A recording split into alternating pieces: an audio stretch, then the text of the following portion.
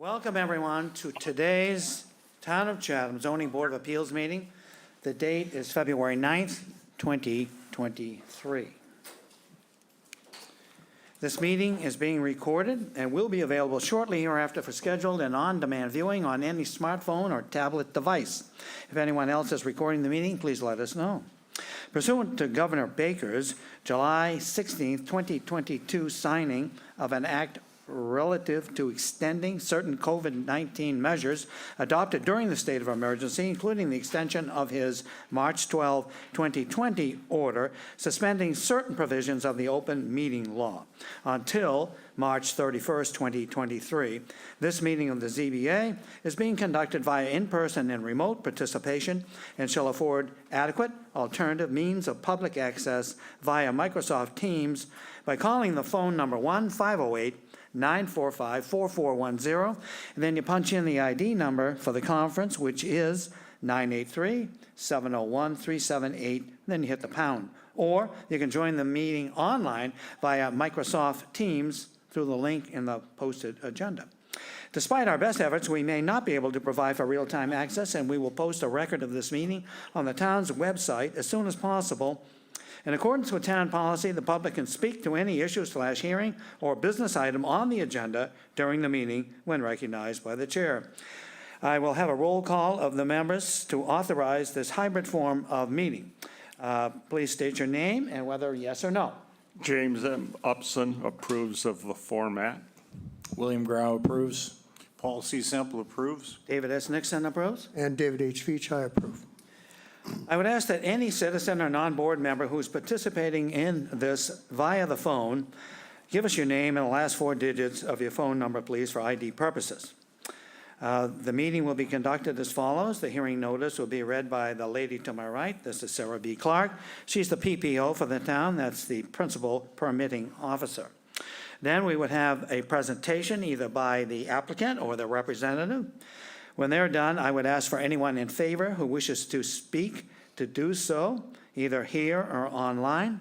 Then I would read any and all letters that we had received in relation, whether they be plus or minus. Then I would ask for anybody who wishes to speak against the appeal or the application to do so. When that is done, there could be some rebuttal. Then board members would ask their questions to anyone present.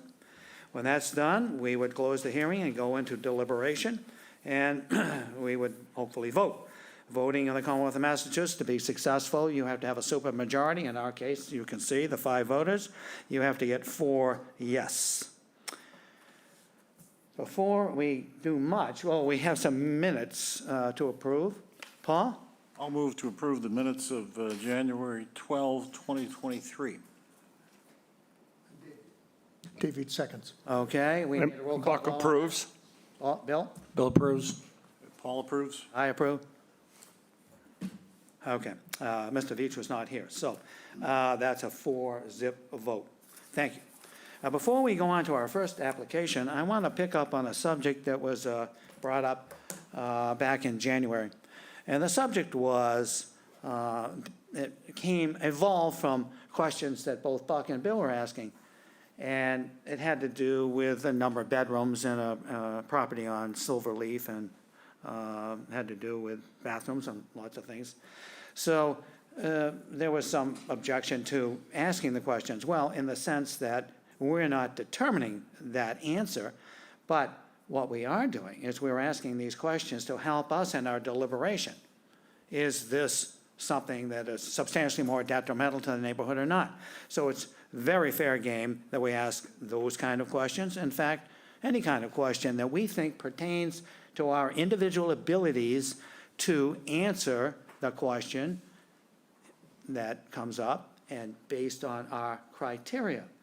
Now, we can ask most anything we want as long as it's good taste and it has something to do with our criteria. And that doesn't mean the presenter has to answer. The presenter can very well become a parking meter and not say a word. That's quite all right. But there's a certain risk to not answering our questions. So I just want to bring up briefly why it's important. One of my information confidants sent me some information. This has to do with 63 Cross Street. Buck walks by it every day. It was a very large project, used to be an inn in town. It's at the intersection of, or the corner rather, of Kent Place and Cross Street. And so what the gist of this information was, it's a property that's rented. You can rent it overnight or for a week or whatever you want to do. But in the information, it said, well, it sleeps 21 people. So I wish I knew that info when I was deliberating. That doesn't mean it's illegal to do that. We don't have any bylaw in town that says you can't rent your house out. And we approve the number of bedrooms and all that. But in the discussion that we had, and Sarah has dug this out for me, there was a question asked. So Sarah? A member of the audience asked, he spoke in support of the proposal, but questioned if the dwelling would be a rental and had concerns with noise and light pollution. The architect stated that the previous use was an inn or lodging house, and the transition from that type of use to a single-family dwelling would diminish the noise, light pollution, and traffic. Well, so let's just say that individual didn't know or whatnot, but it didn't end up being what I expected. It isn't a single-family home in the sense that it's used, I mean, sleeping 21, that's kind of a lot of people. And so, yeah, and so that affects our deliberation. If you look through our criteria, we have noise. Well, gee, the pool that was built there, and I'm looking at a picture of it, there's roughly 16 seats, something like that. There's a nice fire pit. I think there's a spa there. You know, on a summer's night, this could be a noisy place. Traffic, there's no way you could put the vehicles that would handle the typical 21 guests on that property. So where are you going to go? You're going to go to the municipal lot, which you can park in, but it's really designed to help out the realty, the folks on Main Street, you know, the retail, the restaurants, the bars, and all that kind of stuff. And is it compatible with the neighborhood? So all these things we need to think about, and so ask your questions. Absolutely. Yes, Bob? So I have one. Just to be clear, we're talking about what was known formerly as the Cyrus Kent House? I don't know that, but it's a very large home, and you're welcome to look at this. I think so. David knows. I think that is, it's the corner of Kent Place, right? Kent Place and, Yeah. Cross Street. Well, there's two houses. One Well, is there's- a shoebox. Well, the other one's I on would, Victoria. I thought about that, but I thought the one on the other corner is a little, 21 people would be, they'd have to be very friendly. I'll give this to you afterwards, Buck, because I know you walk by it every day, and you'll be thinking about it. The last few big weekends, maybe New Year's and Christmas, there's been 11 cars in the driveway. They're not on the lawn. They got 11 cars in the driveway. Well, that's amazing. And it represents like 8 different states. I don't know who's driving from where, but Anyway. nevertheless. So that was just me on the soapbox and making sure that you feel comfortable. You know, ask any question you think pertains to your ability to make the decision. Having said all of that, we'll now go on to today's meeting. So Sarah, we have 22-120 first, please. Application number 22-120, Anthony Grimm and Susan Probst, care of William F. Riley Esquire, P.O. Box 707, Chatham, Mass. 02633. Owners of property located at 127 Stage Harbor Road, also shown on the Town of Chatham's Assessor's Map 14D, Block 21, Lot 14B. The applicant seeks to enlarge, extend, or change a non-conforming dwelling on a non-conforming lot through the demolition of the existing dwelling and the construction of a new dwelling. The existing dwelling is non-conforming, and it is located 20 feet from the Coastal Conservancy District, floodplain elevation 12. The proposed dwelling will be non-conforming in that it will be located 40 feet from the Coastal Conservancy District, where a 50-foot setback is required. The existing building coverage is 2,479 square feet, 16.6%, and the proposed building coverage is 2,798 square feet, 18.7%, where 2,800 square feet is the maximum allowed. The lot is non-conforming in that it contains 14,956 square feet of buildable upland, where 20,000 square feet is required in the R20 zoning district. A special permit is required under Mass General Law, Chapter 48, Section 6, and Section 5B of the Chatham Protected Bylaw. Mr. Riley? Good afternoon, Bill Riley on behalf of Suzie Probst and Anthony Grimm, the owners of the property 127 Stage Harbor Road. This is a project where Suzie is a OBGYN who's getting ready to retire. Mr. Grimm happily just celebrated his 80th birthday, so they're ready to retire more or less full-time to the Cape. And they wanted to have a home that was more suitable for their longer-term residence here and for their children and grandchildren.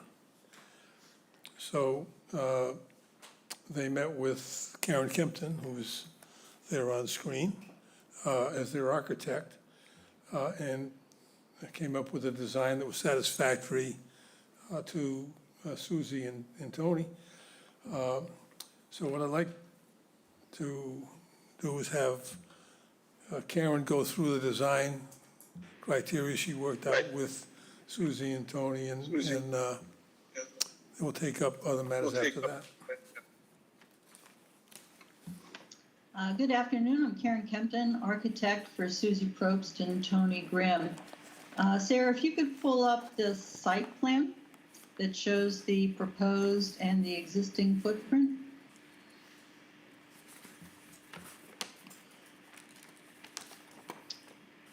Perfect. So I started working with Suzie and Tony in 2020, who are the owners of this property and who have owned this property for 22 years. We discussed the design of the new home to accommodate their now grown children and who now have children of their own. It was important to Suzie and Tony to have a more functional house with an open floor plan, a private master suite on the first floor for aging in place, and designed to capture their views of Oyster Pond across the street. Suzie and Tony also strongly desired a gambrel-style home that would house the additional bedrooms on the second floor and allow for many windows for viewing the pond across the street. So because of the sensitive nature of the site and conservation concerns, we have shifted the house further away from Stage Harbor Road. So as you can see on this plan, the red dashed line is the placement of the existing house, and the boulder line with the dots inside is the proposed house. So we have shifted the house further away from Stage Harbor, and we are now 40 feet back from the top of bank, where 20 feet existed. So this means we are almost 70 feet back from the edge of paving on Stage Harbor Road, where the house was already 50 feet back from Stage Harbor Road. If we can bring up the planting plan that was done by Blue Flax.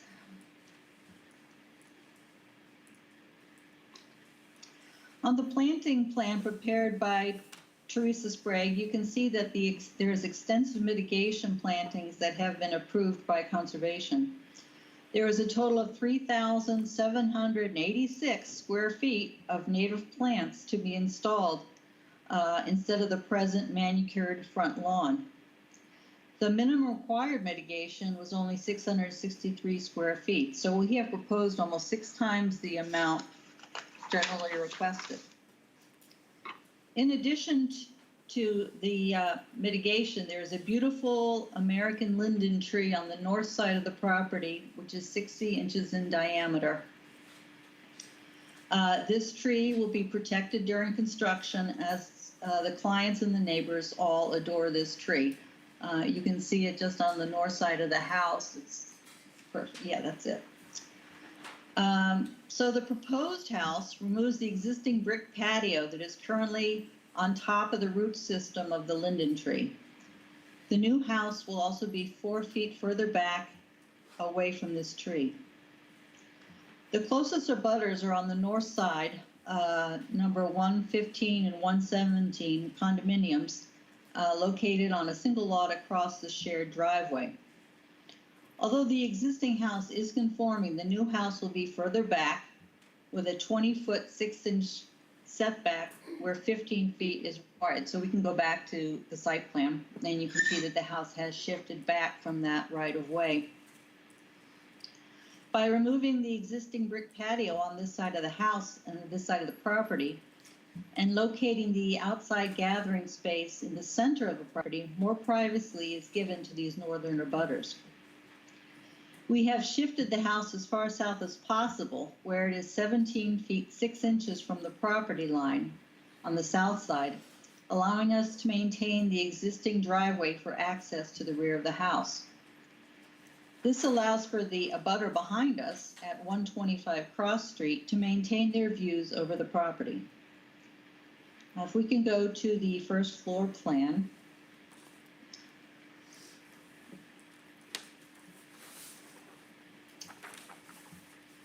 There you go. The proposed first floor living space is 2,347 square feet, which is actually less than the existing first floor of the house, which has 2,480 square feet. However, the increase in building coverage is due to the addition of a single car garage at the rear of the house. So you can see that in the upper left-hand corner. Designing this garage as a drive-through with garage doors on both ends alleviates the area normally required for a turning radius and for backing out of a garage. If we can go to the front elevation. So the front elevation is actually the elevation that faces away from Stage Harbor. The parking at the rear of the property remains on this side, as it will have the main front entry. It also allows cars to be hidden from Stage Harbor. The private driveway to the south will remain to alleviate congestion on the north side right-of-way. This allows service vehicles and landscape trucks to park off of Stage Harbor and off of the right-of-way. The length of the house is only 7 feet longer than the existing house north to south, left to right in this. By using a gambrel roof design, we're able to keep the ridge height of the structure lower as the second floor space is located under the eaves. The ceiling height of the existing house on the second floor is only 6 feet 11 inches and 7 feet, which was great when the kids were small, but as they are now adults and after 20 years now are grown, we need to expand the second floor area. So that said, the new ridge height is 28 feet above the top of foundation. However, keep in mind that this ridge is only in the center portion of the house running north to south. The highest ridge line starts 46 feet away from the northern abutter. So if you're looking at this side of the house, that would be to the right. So you can see that the highest ridge is basically in the middle of the house. And it is also 80 feet back from Stage Harbor. If we can go to the rear elevation, which is actually the elevations facing Stage Harbor. The Stage Harbor facade has two lower gambrel gables. These are 23 feet above the top of foundation, and they project out 18 feet from the height of the main ridge. They minimize the height of the main house by this projection and being lower. There is also a centered second floor balcony above a one-story bay projection, which interrupts the second floor of the roof line with an elliptical eyebrow dormer. The south side, which is the right side, has a one-story sunroom with deck above, away from the closest abutter, and allows views along this corridor from the house behind it. We can go to the right elevation. The north side ridge drops down to a height of 26 feet from top of foundation and houses bedrooms and the garage for a quieter living side of the house next to the closest abutter. And if we go to the second floor plan, most of the additional living space is on the second floor, which has bedrooms for their adult children. Each bedroom or a few of the bedrooms have nursery or crib rooms or bunk rooms off of the main bedroom as an ensuite area for their small children. These areas do not count as bedrooms as they are part of the larger bedroom plan. There is a total of 4,600 square feet of living space between these two floors. This is half the size of the living space of the abutter to the south that actually has 8,000 square feet of living space and 12,000 square feet if counting the finished basement. There is an additional 970 square feet of finished basement space proposed for this plan. But because it is below grade, it does not add to the mass and scale of the house. The new house will be built with engineered lumber, not dimensional 2x standard framing. This gives a substantially more structurally sound house than the existing. The walls will have steel moment frames to withstand hurricane force winds from this exposure. So we will have a safer, more structurally sound house built for today's higher standard for wind loads. The choice of a gambrel style home was something specifically Susie and Tony desired.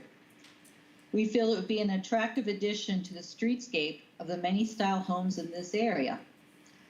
So I've provided some photos of the adjacent homes, if we can go through those.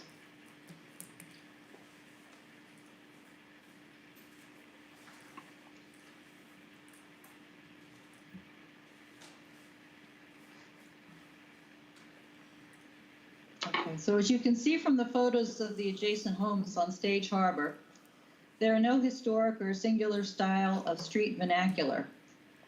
The one on top is 152 Cross Street, which is a Georgian manor built in 1950.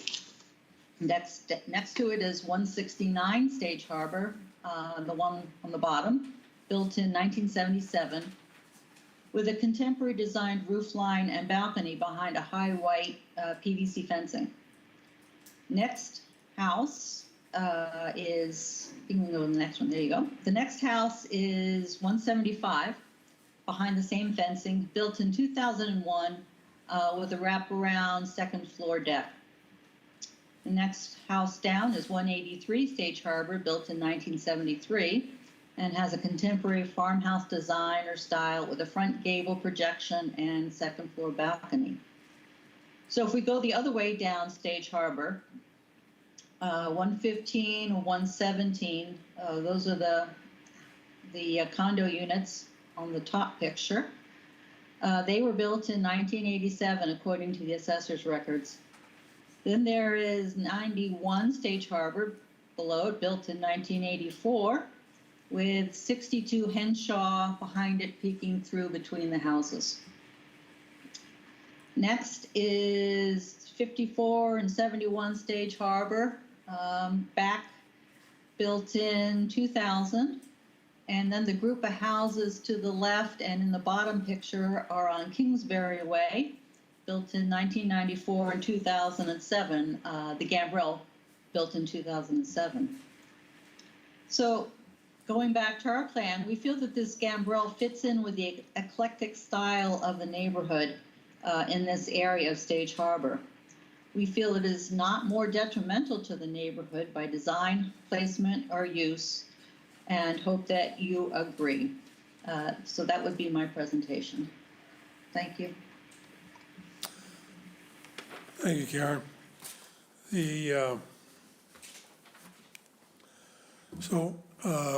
This property, because it was more than 75 years old, we had to go through the Historical Commission process.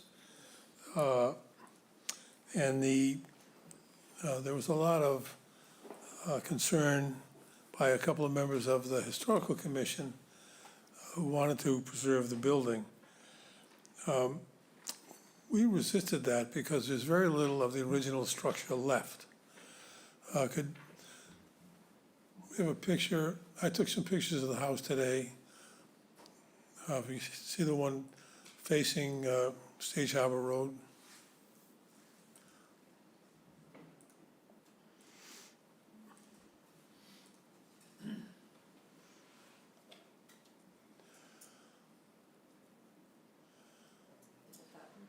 No, we want to find the locust house.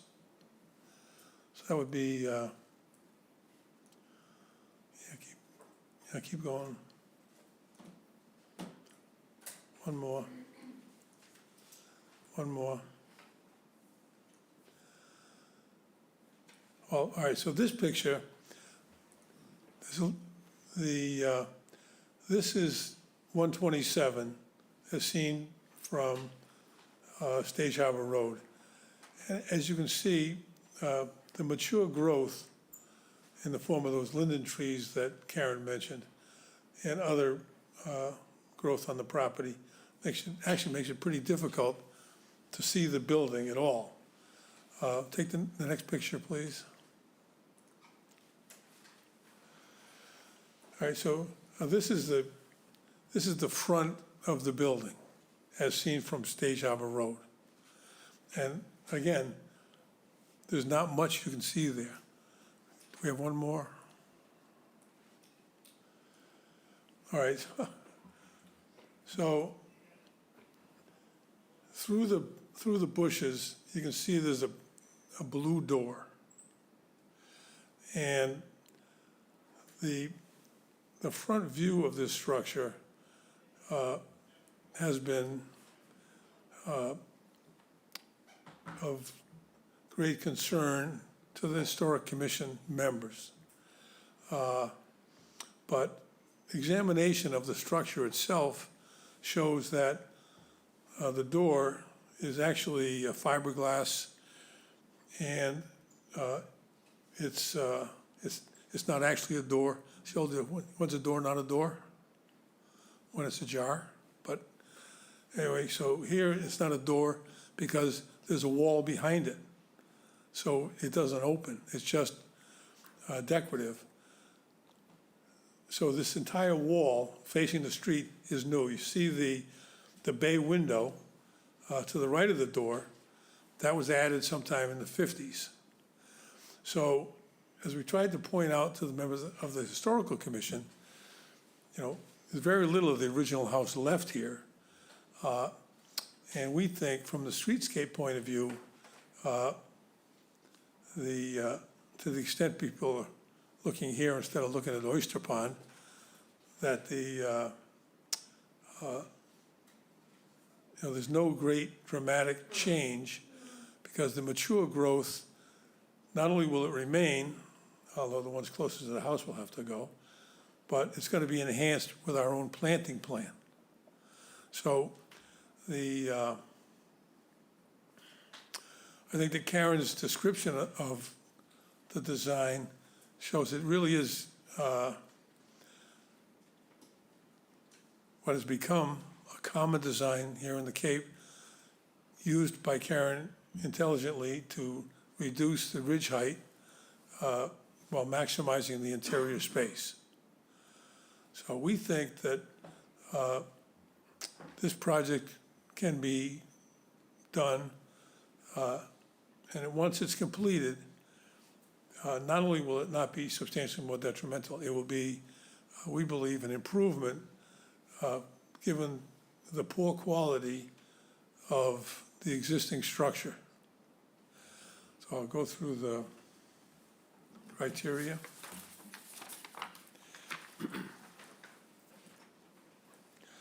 So adequacy of the site in terms of the size of the proposed use.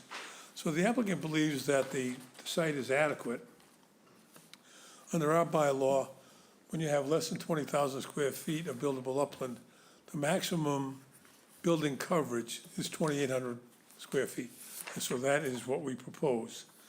Would like you to keep in mind that even though they talk about buildable upland, really the total area of the lot is 19,913 square feet, so virtually 20,000 square feet. And so when you look at it, it looks like a half-acre lot because it's difficult to pick out where the floodplain is. So we think that in terms of the size of the proposed project on this site, we think it is adequate. Also, as Karen pointed out, we moved the building back an additional 20 feet from the floodplain, which I will say kept the Conservation Commission happier. Compatibility of the size of the proposed structure with neighboring properties. As Karen mentioned, the the building, when you look at it from the street to our right, that's the old Henry House Estate, which has over 7,000 square feet of interior space divided into 3 condo units, although I'm not certain they're still used as separate units. I have a list of the houses on Stage Harbor Road, giving the net areas which we get from the assessor's office. And that's basically the area of the living space above the foundation. And so ours is a little larger than the others, but not really out of scale at all. The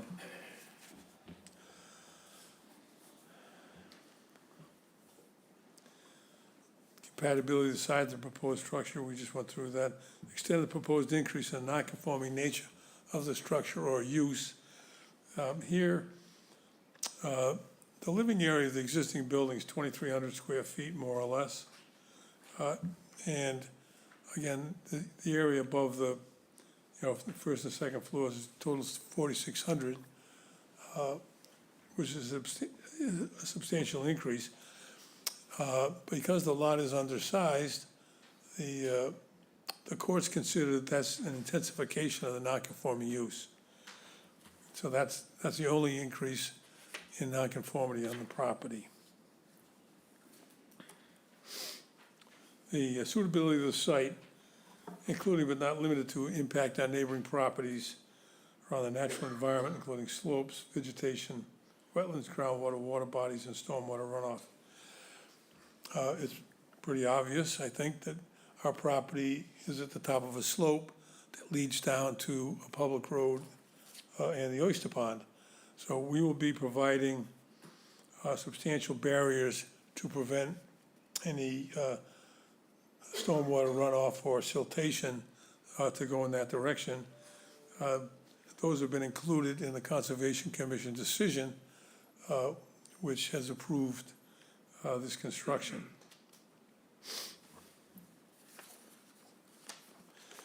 So the impact of scale, siding, and mass on the neighborhood visual character. I think, as Karen pointed out, and as the picture showed you, the mature growth will obscure much of the building from the streetscape. The building, in addition to being screened by mature vegetation, is also moving further away from the street, so 63 feet from the property line. And as Karen indicated, it's almost 70 feet from the asphalt of Stage Harbor Road. We think that the scale, siding, and mass will not have a negative impact on the visual character of the neighborhood, including views and vistas. The applicant believes the proposal is not substantially more detrimental than the existing structure. So in terms of streetscape, I have a series of pictures I'd like to just run through, similar to the ones that Karen had, but hers were Google Earth and mine was standing in the street taking the pictures. So this is the property just to the north. Next picture.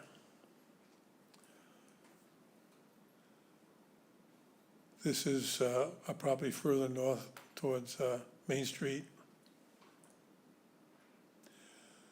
This is a picture that shows 115 and 117, and they have a third building which doesn't appear on the assessor's maps. That's the building on the far left, which clearly is used for some sort of living, but it's got shades and stuff in the window and dormers and, skylights. So it's clearly being used for living purpose, but it doesn't appear on the assessor's maps. But you can see, so those 3 buildings are all on a single lot. So next picture. This is 91. So as Karen pointed out, there's really an eclectic streetscape here. There's a reason why, if you recall, the Historical Commission wanted to create an historic district on Sage Harbor Road. And they stopped at Cross Street.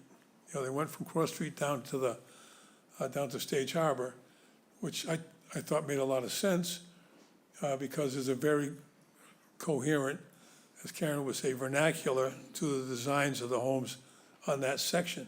But as soon as you come across Cross Street, you get the houses that Karen showed earlier in this house. So in terms of streetscape, there's no identifiable streetscape. It's an eclectic collection of different designs, none of which are particularly historic. That's why we believe that in terms of scale, siting, and mass, impact on the streetscape, we believe that this project is not substantially more detrimental than the existing structure. Compatibility of proposed use with neighboring uses, it's a single-family use in a single-family neighborhood. A method of sewage disposal, source of water and drainage will not change as a result of the project. Impact on traffic flow and safety. The applicant is doing the project because they intend to retire the property. Because they have children and grandchildren who will visit, they believe there will be no negative impact on traffic flow and safety. And we don't think noise and litter is applicable. Adequacy of utilities and other public services. To the extent utilities and public services are currently adequate, that will remain unchanged. The next one is formula businesses, so it doesn't apply. And we're not in the floodplain, so number 12 doesn't apply. So that'd be our presentation. Thank you. Is there anyone here today or on Microsoft Teams that wishes to speak in favor, only in favor? If so, please indicate you'd like to speak. Lady in the back.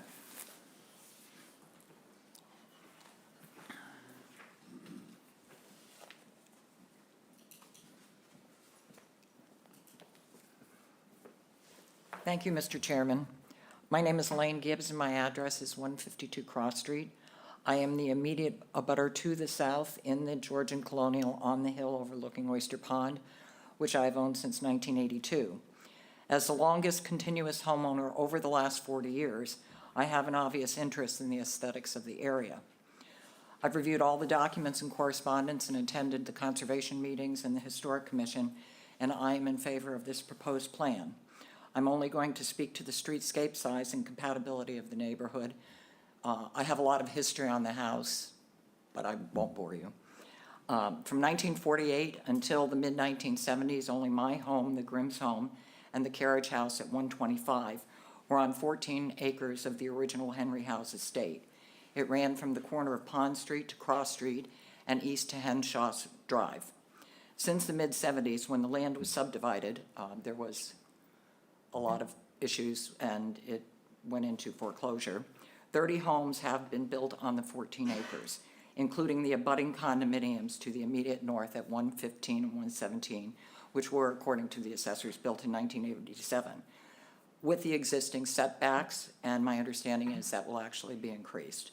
Very few homes along this portion of Stage Harbor Road, which are of every type of architecture, eclectic's nice, I didn't have that word, cannot be described in any particular period, nor can the homes along Oyster Pond be described as a neighborhood. The people who walk down there are looking at the water, not at the houses. In terms of size, my home is 8,000 square feet, 12,000 if you include the lower level. And a significant number of the homes overlooking Oyster Pond are as large or larger than this proposed plan. So I don't believe the neighborhood scale should be a problem for the criteria.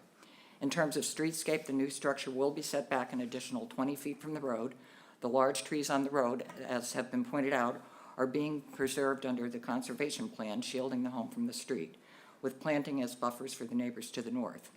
From 1948 until the Grimms purchased the home in 2001, it had undergone additions by multiple owners, making it an odd piecemeal floor plan. I've been in it several times. And in my opinion, it simply will not survive ferocious, damaging weather off the pond, which has becoming increasingly worse over the last 5 years. And I'm not kidding, because I've lived through them, and they have been vicious. I think this proposal will contribute to the streetscape and not in any way be detrimental to the neighborhood, but in fact, I think it will be beneficial. Since it's not historic, and there is reason to believe that the Historic Commission said it was not, the Grimms have been exceptionally good stewards for 22 years, have a well-thought-out design and mitigation plan, and have made numerous accommodations for the abutters. I believe they should be permitted to make their home both livable and safe for their children and their grandchildren. Thank you very much. Mrs. Gibbs, Yes. may I forego reading your letter? Yes, you may. Okay. I thank you. didn't know, I've been having Microsoft Teams problems, so I wasn't sure if I was going to be able to get Oh, on. okay. So I said, Thank you very much. Thank you. Appreciate that.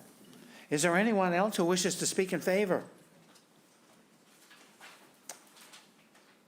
I don't see anyone here. How about on Microsoft Teams, Sarah? I see no one on Microsoft Teams that wants to speak in favor. Okay. I'll now read the rest of the correspondence. And I should say, Mr. Litchfield, could I speak to you just briefly? Thank you. I believe Mr. Warren and Mr. Preston are your clients, is that correct?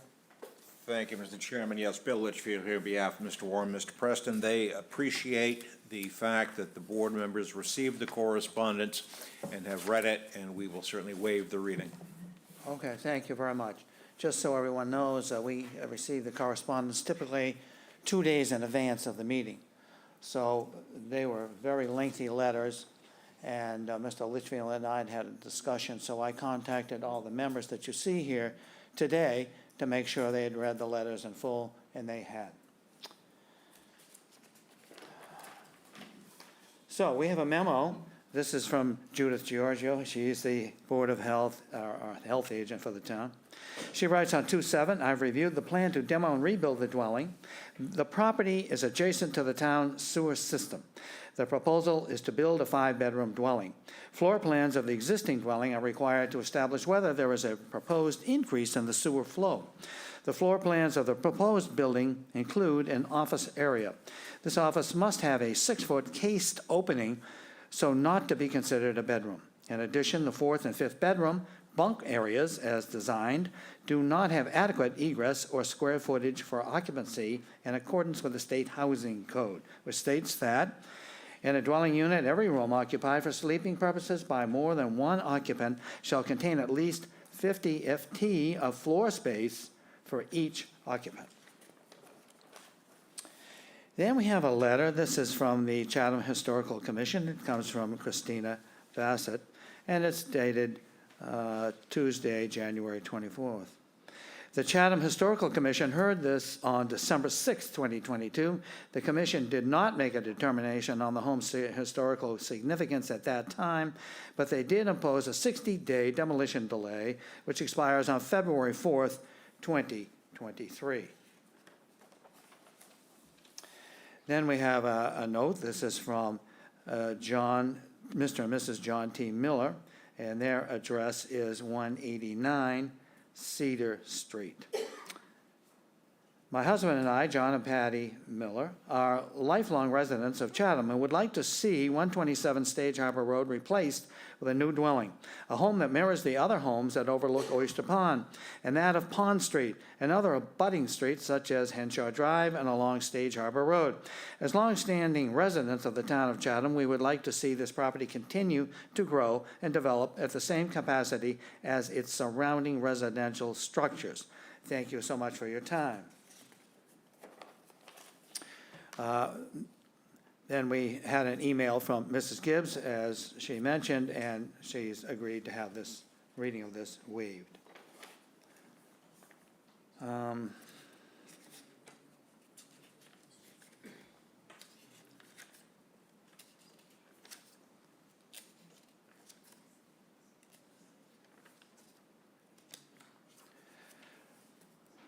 is the property assessment for preservationist, Ellen Briggs. So, who did? Ellen Briggs. She did. Ellen Briggs did. Okay. We have a property assessment survey. that's quite lengthy. And I don't know if there's anyone here who is going to be presenting this later on. Want to ask for those who wish to speak against or have a specific question. Does anyone want to speak to that question? To which question? Sorry, speak to which question? Excuse me.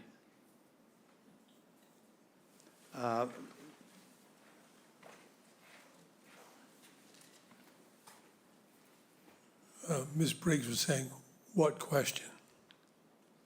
Because your statement of the question was somewhat inaudible to us back there. Okay, my question is, did they want me to read this entire thing? What is it? It's the property assessment that was submitted to the Historical Commission. It was also submitted to the zoning board today. Fabulous. Mr. Litchfield, is this anything to do with you, sir?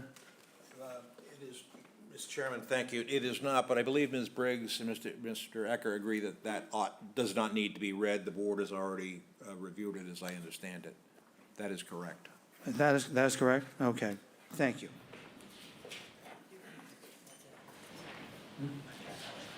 There's nobody else? Okay, well, that's the extent of the correspondence. So now I'd ask that if there's anyone here on Microsoft Teams who wishes to speak either against or has a specific question, to please join the meeting now. Is there anyone here who wishes to, Mr. Litchfield? Thank you, Mr. Chairman, members of the board. Bill Litchfield here on behalf of Ed Warren and David Preston, as you know. Mr. Warren and Mr. Preston and their respective families have owned their properties since 1985. I know the assessors indicate they were built then, but in 87, but they, I believe, were rebuilt. I want to start again by thanking you for reading the lengthy correspondence. The length and the suggestions, however, I think demonstrate their willingness to work with the applicants. Parenthetically, one or two members have been on this board long enough to have served in 2009. And while I wouldn't expect you to recall this, Ed and David are not naysayers. They wrote in favor of a proposal to renovate 125 Stage Harbor Road at that time. But they have strong concerns about this proposal, and they think that the applicants can get most, if not all, of what they would like to do, but without the substantial detriment that would result from approval of this petition. There are a couple of technical aspects that are a concern. There is, of course, or apparently no floor plan of the existing house as filed with you. And I believe that is a requirement that makes it difficult for us. It makes it difficult for Judy Giorgio on the Board of Health, but I know that you will deal with that, and other boards have authority regardless of how you act. There's also a discrepancy as to the coverage number. The narrative filed indicates that coverage is 19.2%, but the legal ad which controls says it's 18.7%. So we're fine with that. But again, a lot of the things which the applicants want, and they understandably want a first floor master bedroom and the views, I think can be accomplished. Certainly an architect as skilled as Karen is can do that. But I do want to go into some of the criteria which I think show how this proposal does not meet the criteria for the grant of a special permit. As to adequacy of site, including building cover to the setbacks, certainly this proposal meets most setbacks. It does not meet the setback from the Conservancy District, but that's not by itself a reason to approve a request for a special permit. You're very familiar with Bjorkland and Bransford cases which say, well, even if it does meet the setbacks, if it's an intensification, it comes before this board. In those cases, particularly the latter one, Bjorkland, the court said towns and boards of appeal have the ability and the right to prevent McMansions. I'm not suggesting this is one, but just because something complies with setbacks does not mean it should be approved. As to compatibility of size, 91 Stage Harbor Road, which Mr. Riley showed you, sits on a lot of just under 50,000 square feet. That's two houses to the north. That 50,000 square foot lot has a house with gross floor area of 3,340 square feet, living area of 2,856 square feet. Again, that's an acre and a half, or an acre and a quarter, rather, 50,000 square feet, gross floor area of 3,300 square feet. 115 and 117 Stage Harbor Road are on a lot of 21,560 square feet. Together, they have 2,200 and 2,154 square feet of gross floor area, including the outbuildings. Living area respectively of 1,200 and 1,494 square feet. So those two properties together have gross floor area of 4,300 square feet, living area of 2,600 square feet on a lot somewhat larger than this one. Here, on a 19,913 square foot lot, we're talking about gross floor area of 7,049 square feet. 7,049 square feet of gross floor area on a 19,000 square foot lot. Living area of 5,600 square feet. More than twice, nearly 3 times the living area of the combined houses at 115 and 117. I think it's frankly simply too much house for this lot. As to the extent of increase in nonconformity, the number is only about 400 square feet, but it's a 15% increase in nonconformity, and I think that's significant. As to natural environment, we appreciate the efforts of the applicants to preserve the linden trees and the others, which was expressed by my client, and assurance that that will be protected is important and is appreciated. I question whether the shielding growth that Mr. Riley spoke of will survive the mitigation plantings to be proposed to assuage the concerns of conservation. Those, however, are fairly modest or moderate issues in regard to the key one, which is scale, siting, mass, and streetscape. Streetscape, or this structure has been a part of the streetscape for 120 years. I disagree as to how visible it is. I think it is visible, but the fact is it's subtly visible. I don't think subtle will apply to what is proposed here now. What is there is, while an attractive part of the streetscape, you will see what is proposed, a large 2-story gambrel with sort of a modern eyebrow window, a cupola, and a variety of architectural features. What is proposed is a 40% increase in height, maximizing 29.75. It's not 30. It's 29.75 feet high. It's going to have a major impact on the streetscape, a streetscape which is already challenged. You know, we think about the criteria that you review, and the bylaw says that one of its purposes is, quote, preservation of architectural and historic assets of the community for current and future inhabitants. Alice Hiscock is a name in Chatham's history, and Alice was famous for saying that not all change is progress. Streets change, towns change, communities change, I understand that. And Chatham has a variety of neighborhoods. A house that's perfectly appropriate for Eastwood Point, you wouldn't necessarily want to see on School Street. One that belongs on Morris Island might not be apt on Old Harbor Road.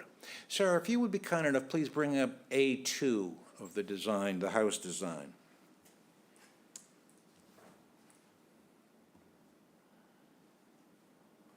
Thank you. There's nothing wrong with that house, except for the location. It doesn't belong on Stage Harbor Road. The impact, in my opinion, of this house on the streetscape, even with the retention of the arbor, which I hope occurs, will be dramatic. And again, in my opinion, not a positive result for the streetscape. To be sure, there are larger houses, the house estate, but the house estate is set about 225 feet back from Stage Harbor Road. Yes, this house is going to be further back, but it's not going to be 220 feet back. Mr. Ecker and Mrs. Briggs will speak to the effect of this house on streetscape. They, I think, have more expertise than I do, but it's a dramatic increase in size. A gross floor area of 7,049 square feet is very significant. We appreciate that this property will become a year-round residence instead of a summer rental as it has been for a number of years. But it will, that is a change which I think is a positive one. As to adequacy of sewage and water, again, the health agent expressed some concerns there, and they are furthered by the concerns she talked about in regard to the building code. As to impact on traffic flow and safety, Mr. Warren and Mr. Preston in their correspondence have expressed concerns about the two-way garage and made some suggestions as to what might be done to allow the applicants a normal two-car garage in another location. You've got a long agenda ahead of you, and you've already spent, I think, probably close to an hour on this matter. I have tremendous respect for this board. You make tough choices in a lot of cases, and you don't, frankly, make too many mistakes, but occasionally there are some, and there are some literally around the corner from this property, which I think a number of you over the years have said, in retrospect, we might not have allowed some of those houses if we had it to do over again. I'm concerned that allowing this petition might be one of those few cases where there would be that result. Detrimental effect on the neighborhood is not determined by opinions of the neighbors, rather by you, but when the immediate abutters, ones who share a driveway and who are in particularly close quarters like my clients, when those folks who are most affected by the change not only object but propose what they think of as thoughtful solutions, I believe they should be heeded. Those suggestions may not be appropriate, they may not work, but I think this plan should nonetheless be reconsidered, working with the abutters, working with the historic folks who are here today, and I think that a better design which gives the applicants most, if not all, of what they want is possible. And I thank you very much. Thank you. Other folks who would like to speak today? I have my hand raised. Do you want to take that first? Hi, I'm Ellen Briggs, head of Protect Our Past, which is focused on saving the historic identity of Cape Cod, which means we're trying to save the historic properties that have given it its identity. And I would like to start off with introducing Fred Ecker, who is an historic preservationist of notable achievements, including the White House. He knows what he's talking about. He's worked on houses of historic significance around the country, and he has looked at this house a few times and can give you some information. Fine. I assume you've read my report, Yes. everybody? Much to dismay of some of the conversations earlier, the house is mostly original. The center core is. The wing to the right, the wing to the left is not. Yes, there is one fiberglass door in the front, but the rest of the house remains not only original, but structurally sound. And I heard earlier that it was not structurally sound, that wouldn't stand up to a hurricane. That house is beautifully built. It's framed in Douglas fir. It's been there for over 100 years. I don't see it going anywhere anytime soon. I think it's an important aspect to the streetscape, especially the small little neighborhood up there of little story-and-a-half buildings. And yes, there are larger ones in the neighborhood, but we know a lot of those larger, newer ones replaced little earlier ones too. And this is just another one that's going to go away. And I really, as I've said in my report, I think Chatham really needs to think hard about the identity of their town and how it's changing. Gambrel roofed houses, there is one down the street, one early one, but quite honestly, they are not vernacular to historic Chatham.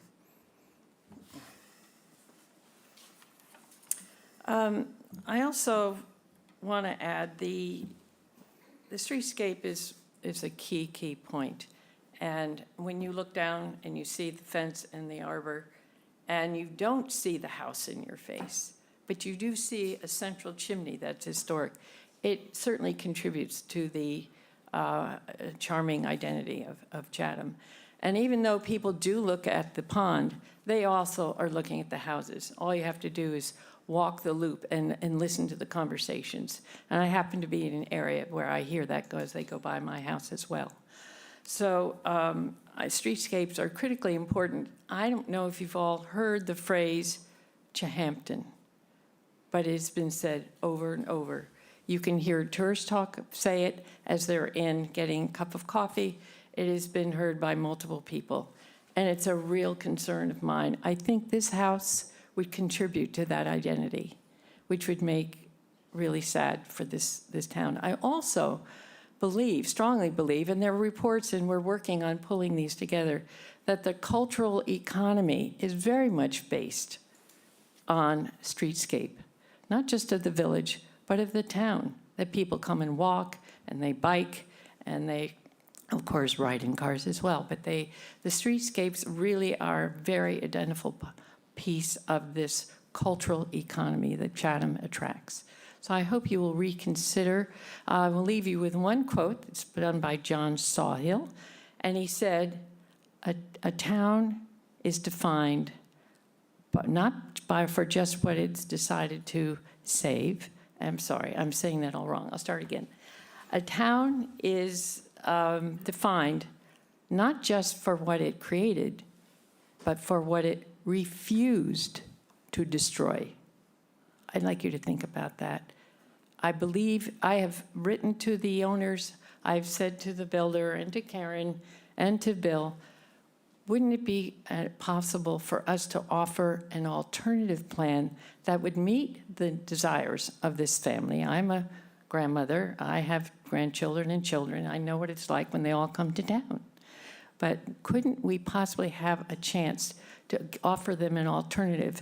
Fred Ecker is willing to help with that and see if we can satisfy their needs as well as save the streetscape of Stage Harbor Road.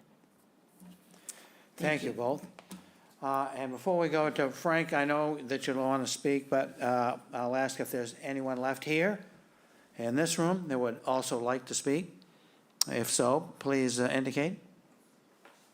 I don't see anyone. So Frank Messina. Oh, there you are. Thank you, Mr. Chairman. Yeah. I You're apologize. on. I wasn't sure whether I was coming through, and that's why I asked. Hi, I'm Frank Messina, and I'm currently chair of the Historical Commission. I just wanted to clarify a couple of items that were said by my friend, Mr. Riley. The Historical Commission reviewed this property, and as I indicated to you in our determination in error, our process is very simple. The first thing we do is determine whether a house is historically significant. And according to our criteria, this house is more than 100 years old and does contain, certain architectural features which we had hoped to preserve.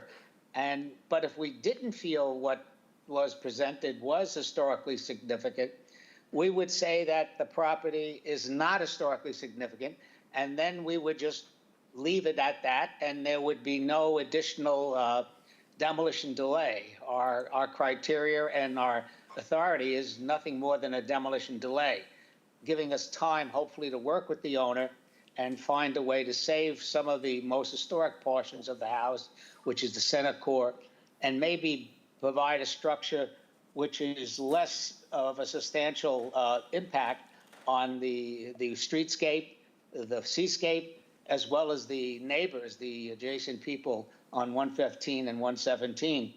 What happened is that we did and were planning to impose a demolition delay, which in itself, by the fact that we imposed the demolition delay, we did indicate that the house was historically significant.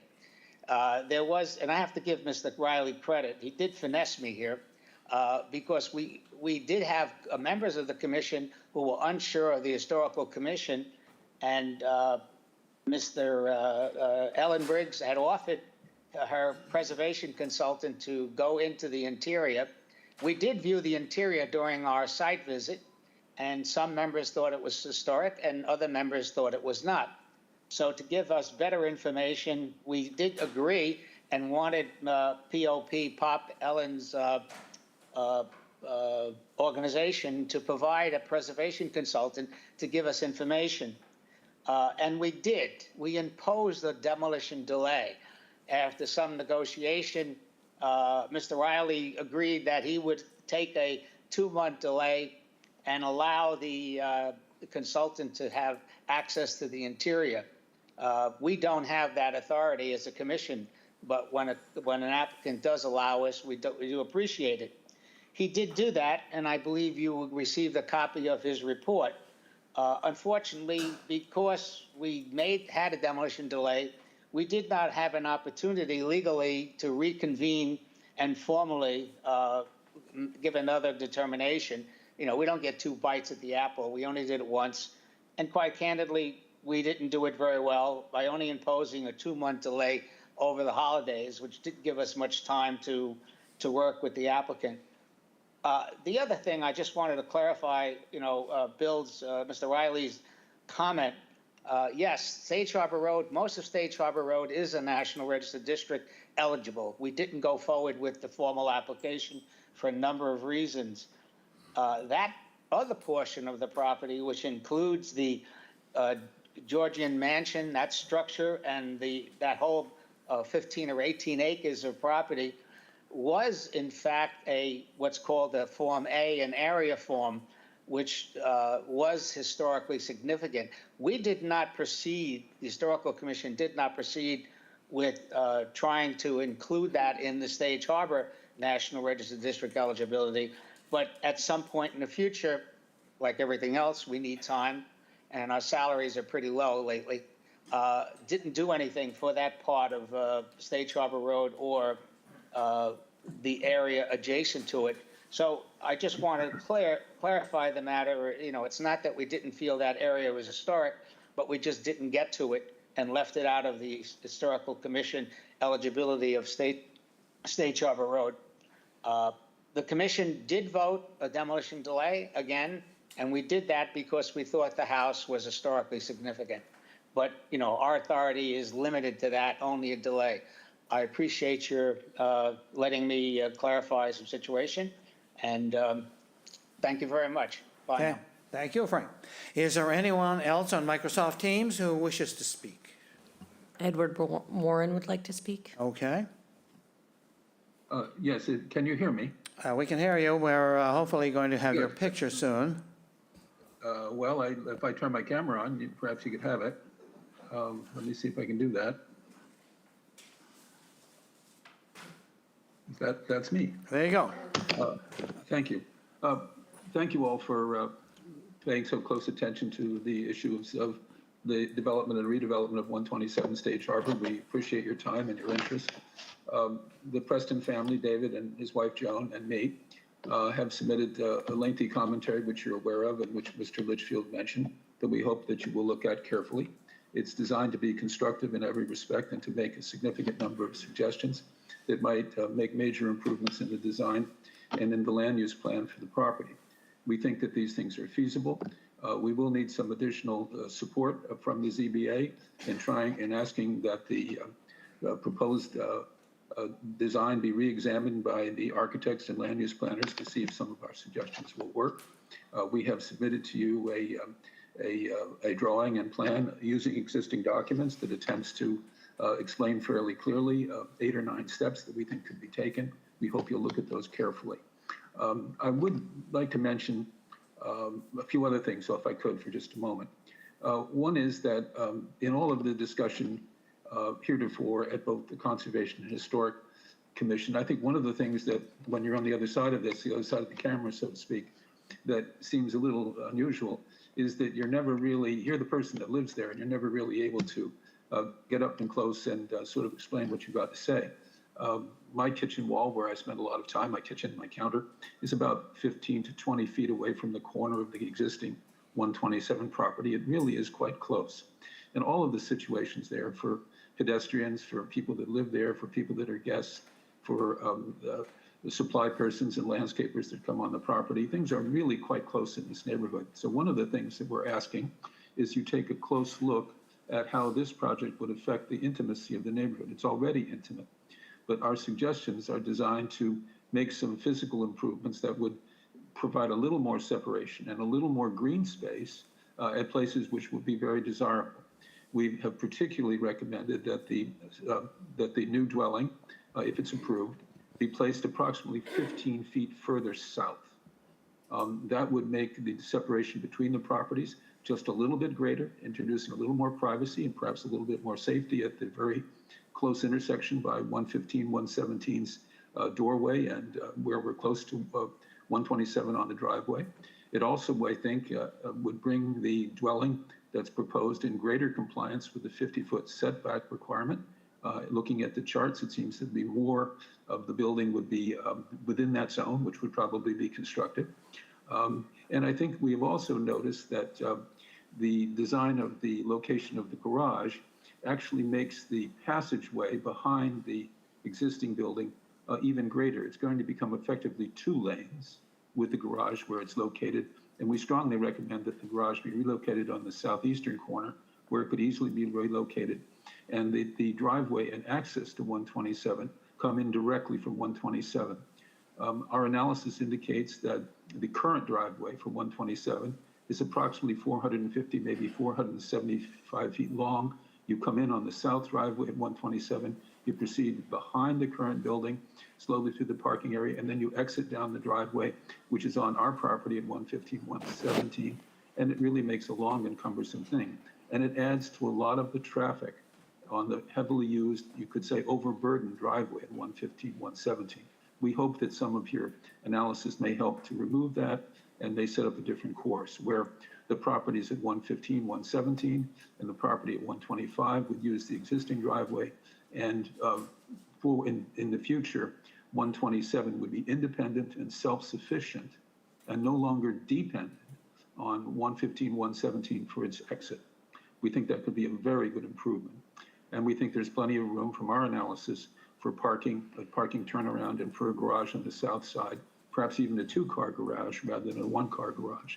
There is plenty of land on the south side to do that. One other thing that's important in our analysis that's highly unusual, and some of you who read the document would obviously be aware of this already.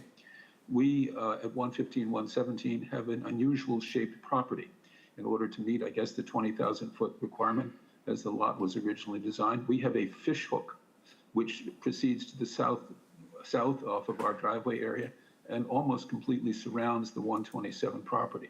A significant portion of that property, right next to where the proposed garage would be if it was moved to the south, is directly adjacent to that, and that can be used, and it can also provide adequate setback requirements for the property that I think could easily be accomplished. This would require a land swap, but I think it could easily be done if there is an agreement that this is the way to go. One final thing, if the garage is relocated, the whole back area, which is right now cluttered with cars when lots of families are there, people are there during the summer, would become green space, perhaps a rear garden, perhaps a children's play area, a safe children's play area, because I can only tell you over the years how worried my wife, my late wife, and me, or the Prestons, or other guests were when little children were playing in that driveway. And sometimes you cannot prevent them from being there, and cars come in of all kinds, including large service vehicles and heavy-duty trucks. And it's a tremendously overburdened driveway. A final point about the large linden tree. Moving the property further to the south by 15 feet will tend to protect that tree even more. That large linden, perhaps the largest linden that I've seen in Chatham Village, is almost directly, the house which is in its current position as it's proposed, is almost directly over the southern root system of that tree. And you could see in the canopy of the tree and the designs that were presented a few minutes ago, how much of the canopy is covered by the where the house will be. If the building was moved 15 feet to the south or so, approximately that would be much less, and the tree would be able to survive. Mr. Preston and I have spent a lot of money and a lot of attention over the years in shaping our trees. We've lost a couple, one to the tornadoes several years ago.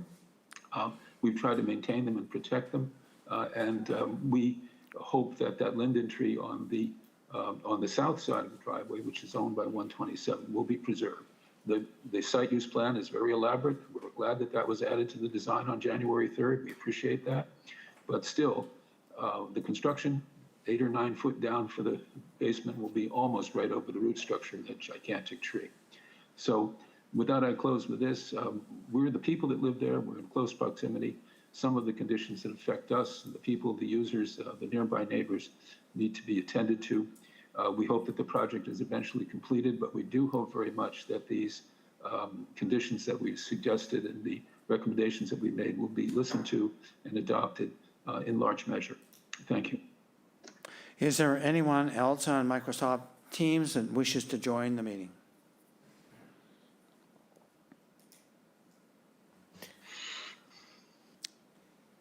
I see no one else that wishes to speak. Okay, Mr. Riley, would you like some rebuttal time? Yes, please.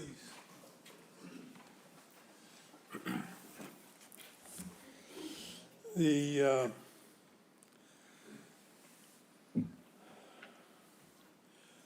couple of things.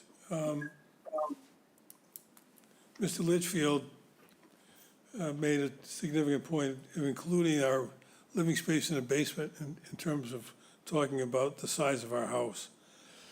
You know, the reality is the size of the house in terms of streetscape is what you can see.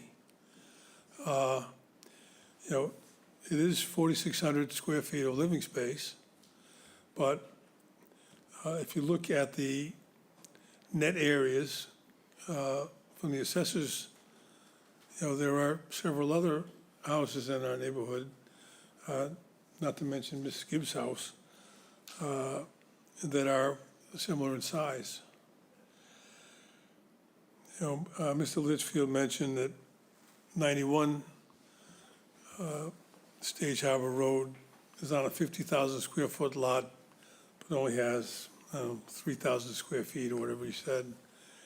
But yeah, what he didn't mention, of course, is that that lot is mostly wetland, and I don't know what percentage of buildable upland it's covering, but you know, to try to compare that property with this property, where we have a floodplain but no wetland, so that when you look at our property, you don't see wetland vegetation all around like you do at 91. You see, you know, the lawn sweeping up to the house, soon to be hopefully replaced with the mitigation plantings that are proposed. In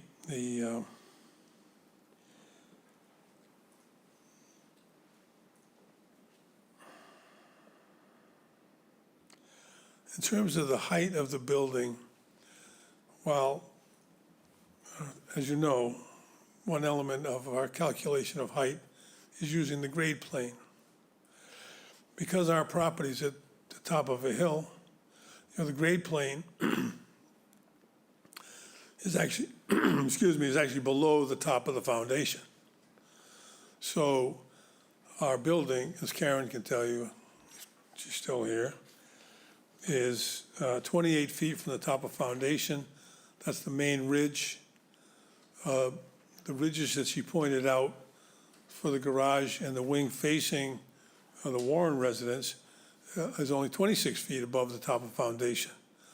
So, you know, the grade plane calculation can be somewhat misleading in that regard, as I say, because once you calculate the grade plane, if it's below the top of the foundation, then it may be 44 feet, but the building itself is not 44 feet. The ridge is 44 feet above the average grade plane, but it's only 28 feet above the top of foundation. So I think that's significant for you. And then the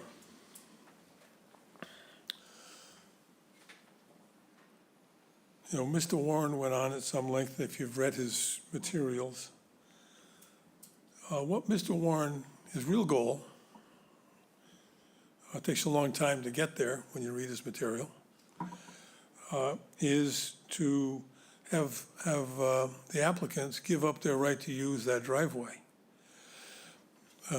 Sarah, do you have the plan he showed where he's done his hand drawing?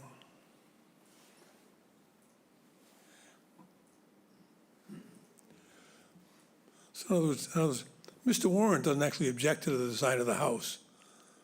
He would like it further away from his house, and he wants us to give up our right to use the driveway, but he doesn't really object to the house. Okay, all right, so this is in your packet, and this is a drawing by, it's our site plan. All the handwriting on it is from Mr. Warren. So what Mr. Warren is proposing, if I can do this correctly, he's proposing that this section, which belongs to him, would be given to my client. Theoretically, that would enable my client to move the house 15 feet further away from the Warren property, which is up here. There are a couple of problems with that. One is that reconfiguring the lots where the lots are non-conforming requires a variance, as was pointed out to me by Sarah. I checked with Jay, and Jay agrees. And we know that sometimes it's tough to get a variance for reconfiguring lots. So not only we have to give Mr., if we're going to even apply for a variance, we'd have to be giving Mr. Warren property to try to keep his lot so it's somewhat compliant. So his proposal is that we give him this right here, which of course would prevent us from using our right-of-way back to Stage Harbor Road. That's really Mr. Warren's goal. I mean, moving the house 15 feet, really, not that big a deal in terms of visual impact. You know, this is an R20 zone. Sideline setbacks are 15 feet. The fact that the units on their property, do you have that, the other subdivision plan? Is closer to the driveway. All right, so this is, what's 115, that's 117. And with all due respect to Mr. Litchfield, this is a building that was in our picture, which shows you skylights and window dressings and things. I don't think that area was included in the computation at the assessor's office, because I talked to the assessor's office today, and they were really surprised to find out about this building. Anyway, but here, see, so here's the lot line. So to create this lot, it had to be in compliance with the current zoning. So this building is at least 15 feet from that line. I mean, we don't have a measurement because, you know, our surveyor wasn't able to do that, but it's at least 15 feet. Our building, we're moving it back so that our building is going to be 20 feet from the lot line. So that means there's at least 35 feet between these buildings.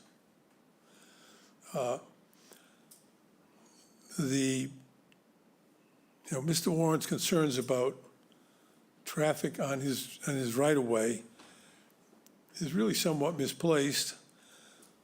This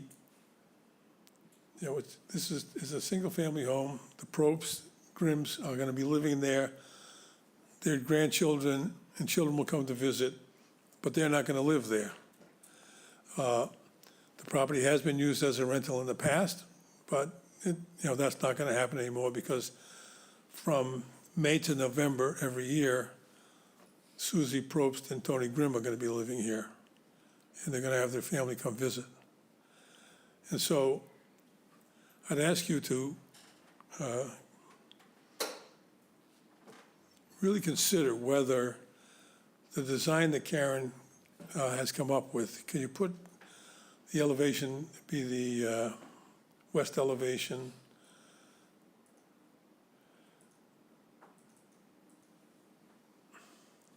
No, that's That's the north there.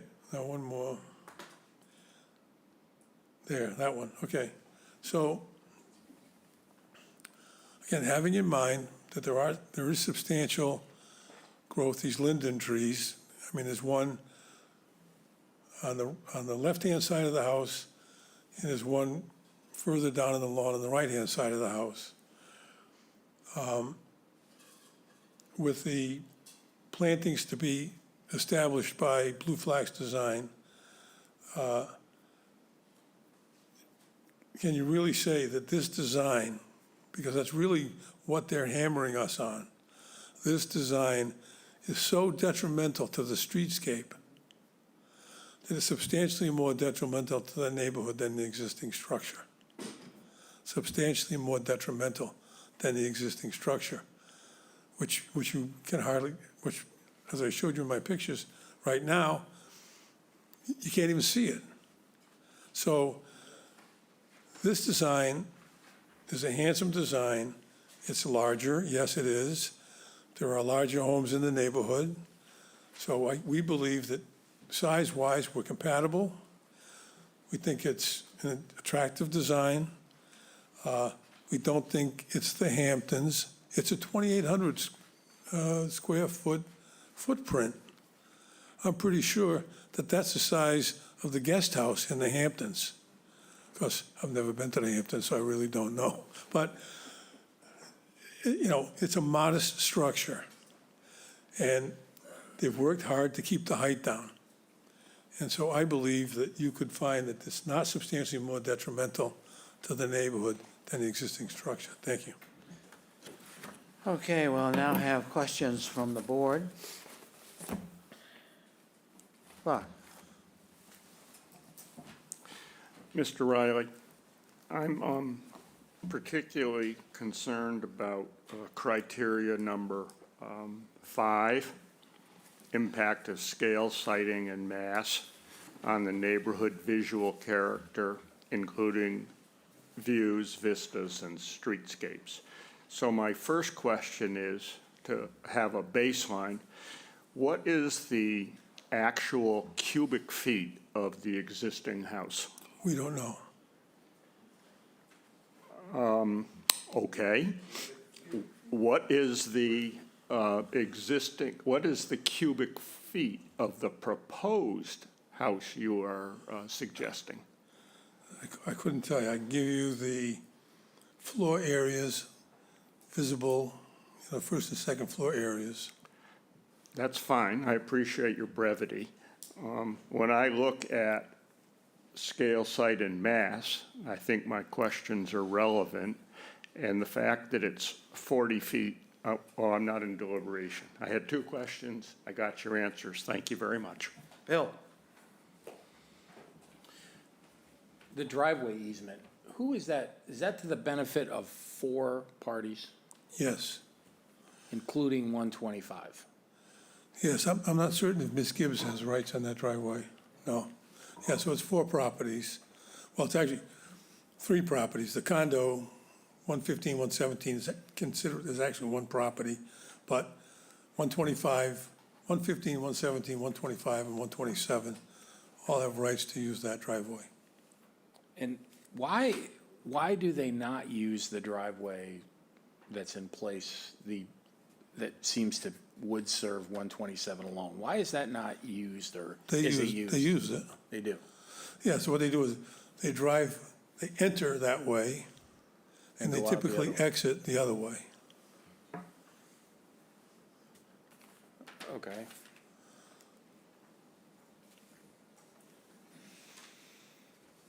So I heard, thank you for going over that swap proposal. That's a non-starter for your side. Right.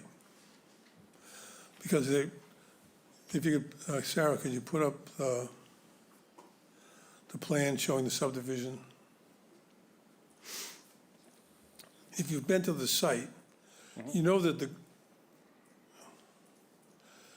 all right, so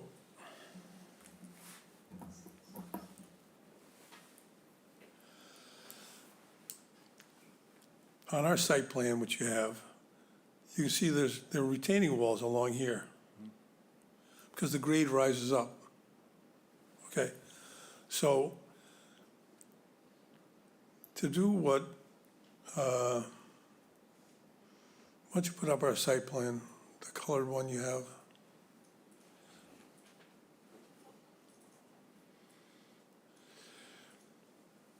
Okay, all right, so we see here, so the corner is 17 and a half feet from the property line. So if you move the building 15 feet this way, which is what Mr. Warren's proposing, that means that the driveway now, and remember now, he's telling us that he wants to block this. So the driveway would have to move this way,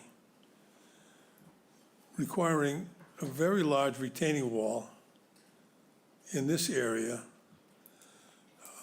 We haven't calculated the height. We believe it would be 6 or 8 feet tall. As well as, locating the driveway over here. So he was also talking about putting a two-car garage down here somewhere, but I just don't see that happening. I mean, I don't know how that would work. But, so that's the, we considered it, but my clients don't want to give up their right to use the driveway. It's just very convenient for them to come in instead of backing and filling and coming back out onto Stage Harbor Road with the south drive. It's just much easier for them to simply drive out the front drive. And, let's just say that you're able to work out some swap, and it doesn't sound like that's gonna happen. This fourth party, who seems to be somewhat silent in this whole discussion, does that impact them whatsoever? I mean, No, it would not, because the driveway, the right-of-way would remain in place. What would happen is Mr. Warren wants, this property, Yeah. this section of our property to go to him. okay. So, the right-of-way would remain, it would just, Mr. Warren's property would be on both sides of the right-of-way instead of just on one side. Okay. The note on the plan that says reconfigured paved driveway portion of existing to be removed, what does that mean? I don't know. Oh, okay. I think what they're talking about is just removing a portion of the paved parking lot. Meaning behind the house?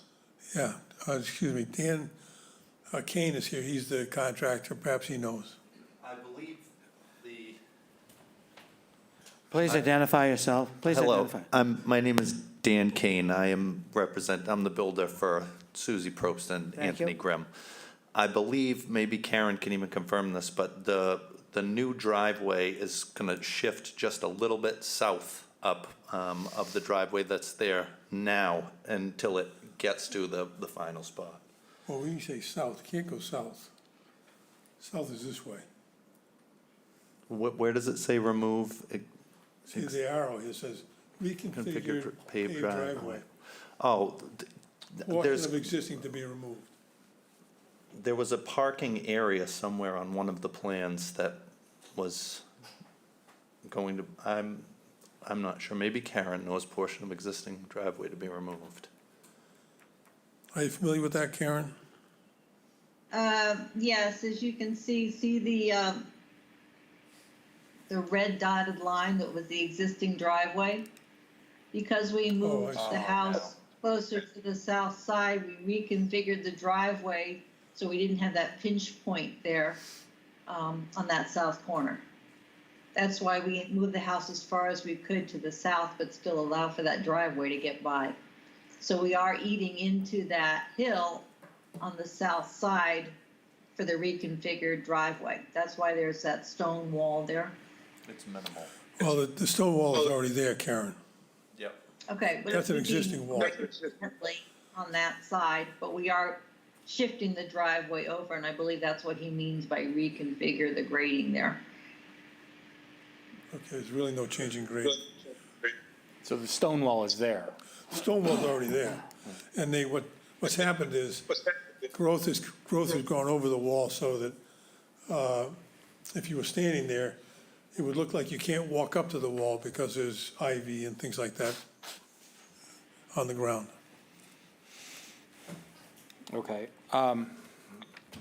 Last question has to do with the comment from the health agent and the indication that there's public sewer there. What's your intention with that? I mean, and where do you stand with that evaluation by the health agent? Well, we don't have the floor plan.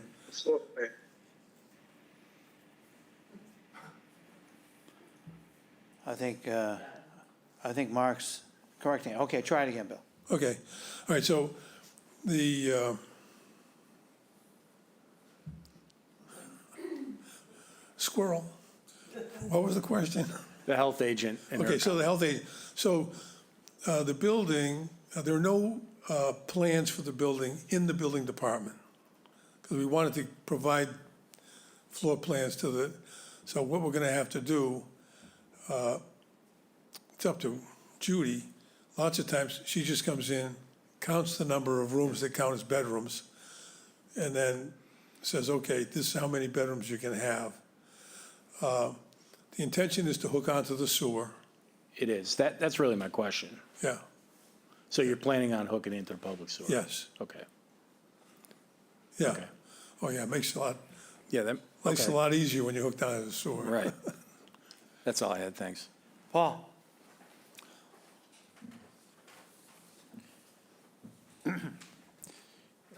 Bill, I appreciate your providing, or Karen's providing the gross floor area, and your figures with respect to living area, I think is what you call it, or net area. It seems to me that my overall impression is that this is a very large house. And it has all of the amenities you could possibly want, as nearly as I can see, in terms of its overall layout. My concern is the impact on the neighborhood and and the streetscape. And I went back and looked at the other property that we've dealt with in this area, which is the Bigliazzi property at 12 Pond Street, where we were concerned about site and scale and mass and so forth. And in looking at that file, looking at the hearing, what we suggested and what you ended up doing was taking what was a 28-foot ridge height and reducing that ridge height.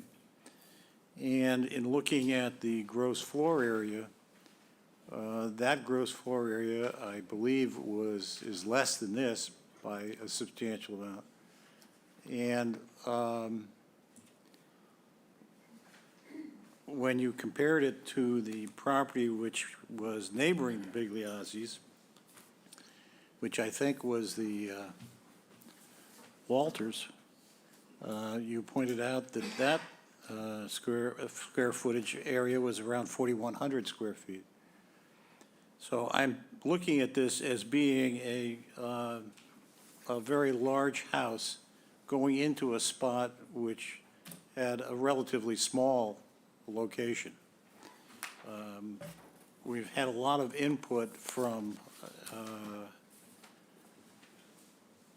the neighbors represented by Mr. Litchfield, some of which I think perhaps could be adapted, some of which perhaps could not be, but it does seem as if that was offered on a basis of trying to come to a conclusion which would benefit everyone to a certain extent. Not everybody would get everything that they wanted, but it would benefit overall. So, and I appreciate that you're taking into consideration those suggestions.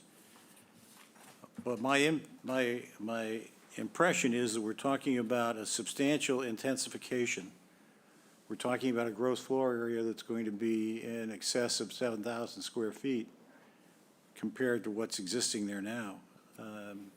And that is a substantial impact on the neighborhood. So that's where my concerns are. I think that the landscaping needs to preserve the screening from the street to the extent that it can, in terms of those big trees, the lindens. And that, I assume, I haven't seen the landscaping plan, but I understand that the intent is to try and preserve those trees. But in fact- terms of, I was just going to address the trees. yes, So Teresa Sprague of Blue Flax Design has studied the trees and has consulted with Karen and Dan regarding the construction of the new building. And she is, well, she's very knowledgeable and very competent. And she has reported to Susie and Tony that she can save that tree without any difficulty. The tree is also very important to Susie and Tony. It was a beautiful tree, and they really want to maintain it. So, so that, we fully intend to preserve that tree. And again, I think, when it comes to streetscape, I think it's not a fair comparison to use a floor area that's not visible from the street. So the 7,000 square foot number, that includes basement area. So still, we're not shy about the fact, it's 4,600 square feet, according to Karen, on those two floors that are visible. But Karen's design, I think if you look at it again, she's done what she can to keep the ridge line down. She's flattened the roofs out so that when we talk about mass, I think the massing of the building has been reduced by Karen's design, because it's, as she indicated, there's no big flat front facing the street. It's all broken up. And if you do the right elevation,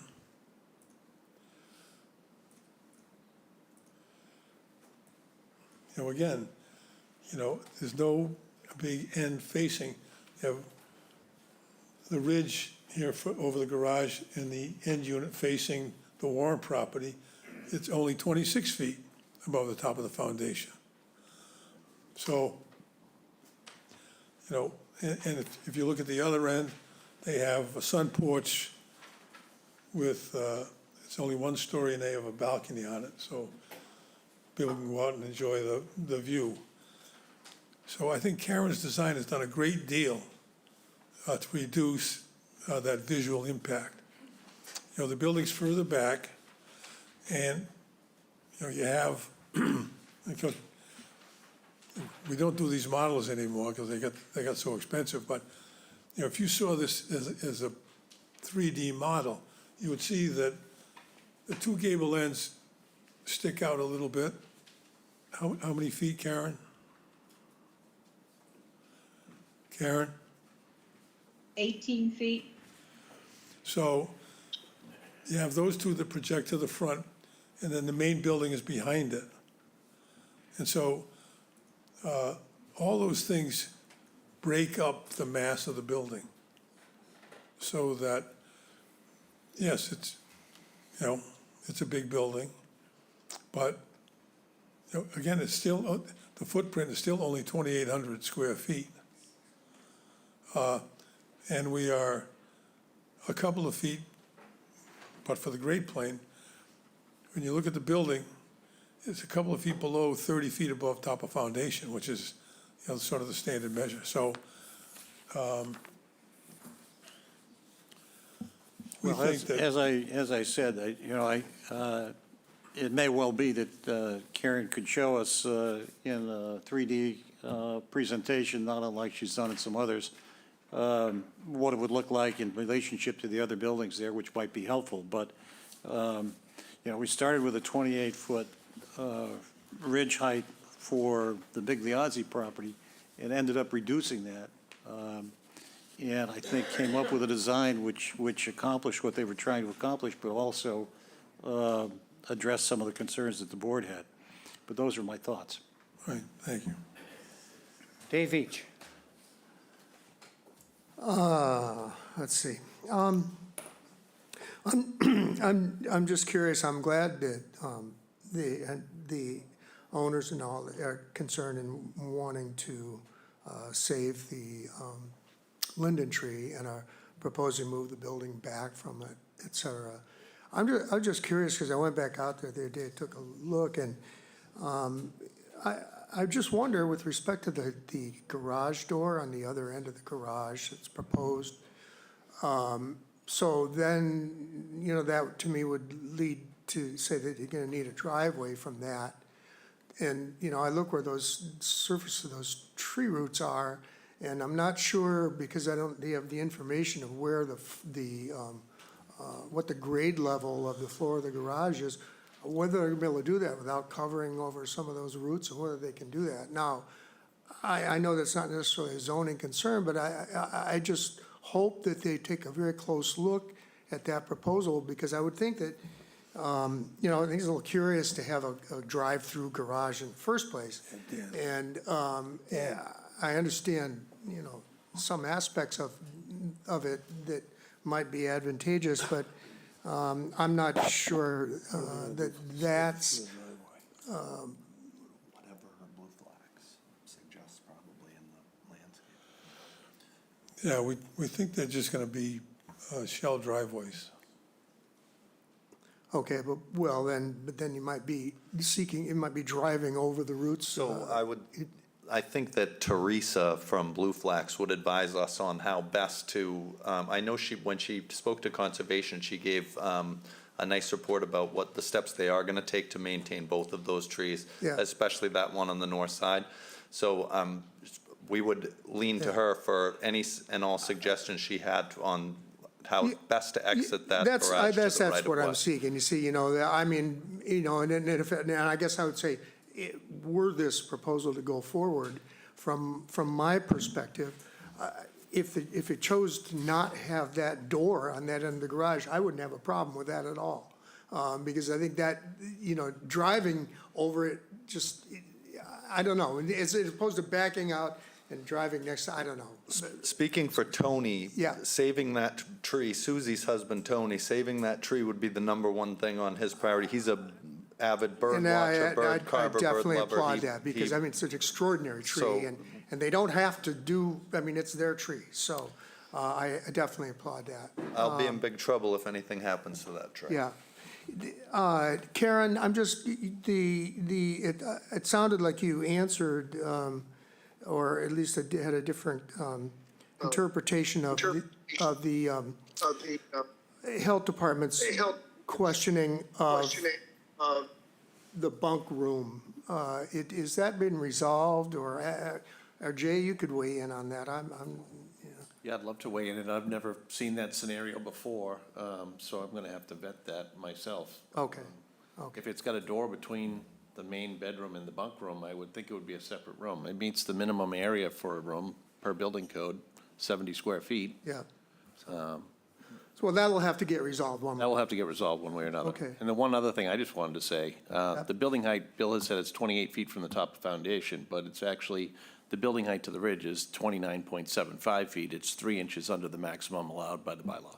Thank you, because I was looking for that information. I wasn't sure if we had it, so thank you. So it's close to the maximum on that.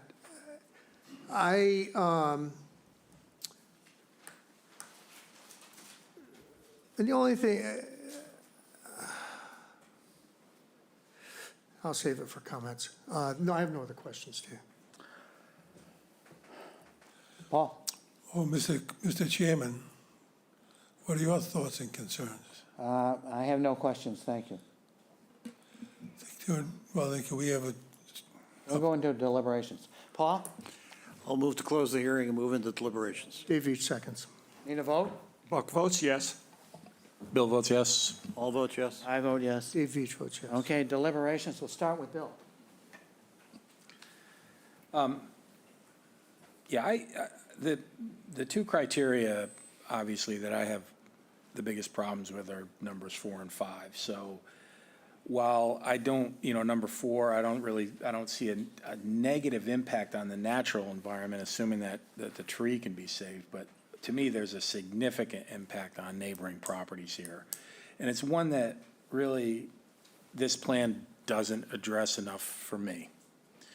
As far as number 5 is concerned, and, we've talked about streetscape quite a bit, while the house has been moved back and arguably that affects the impact on the neighboring properties, by doing that, I don't really see that having a positive impact on the streetscape at all, because you have a huge patio in front of this house that's going to be there, and you have an increase in height of nearly 9 feet. So there is a streetscape impact to me.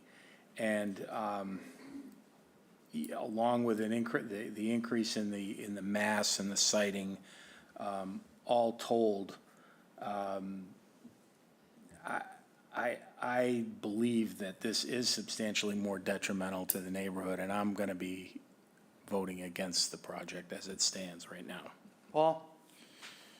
Well, as I indicated, I think my concern is the intensification of the use on the property, and in that sense, given the size of the building and the use that's going to be made, it's still going to be a single-family home, but it's substantially larger than anything that's there now and anything that is in immediate vicinity other than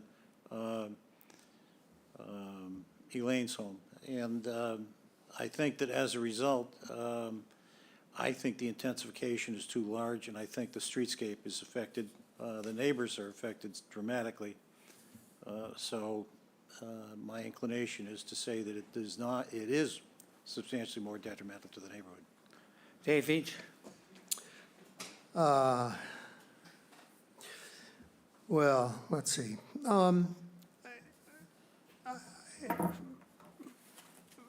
First of all, I read through several times of the letter or the suggestions and from the neighbors with respect to the neighborhood issues and things. And I certainly, they've had lived experience there, and I'm sure there's a lot of reasons for all of it. But I just couldn't help but feel that the things and the suggestions that were being made and all were things that, absent having been able to work them out with the owners of 127, that those things are not really part of our concern or purview, at least as respect to the right-of-way and the driveway issues and things like that.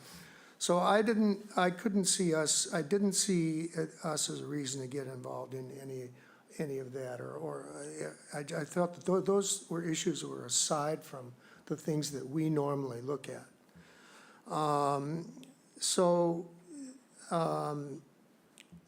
That having been said, I certainly, with respect to my own take on the impact on the neighborhood, certainly with respect to views of the oyster pond, et cetera, even the larger house there would have a minimal impact on all the neighbors that are up the hill and adjacent on either side. It would really not have much impact there at all. So it kind of comes down to this question of streetscape. And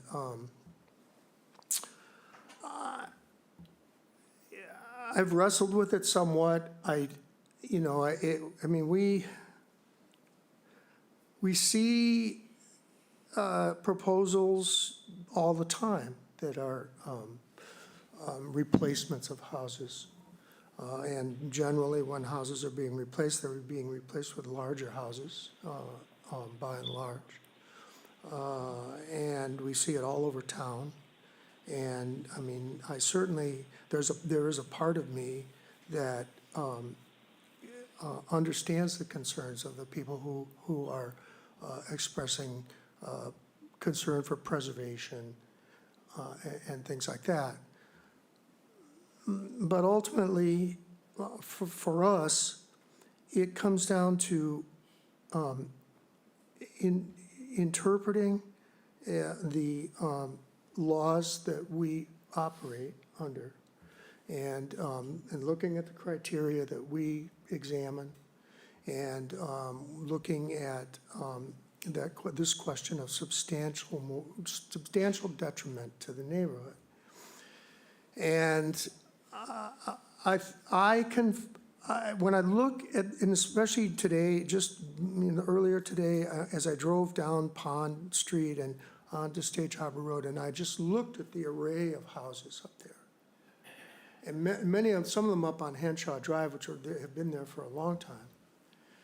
And also in other neighborhoods, even where I live. If you were to take the perspective of, like, say you stood on the edge of the oyster pond, or you got in a kayak and went out on our waterways and things.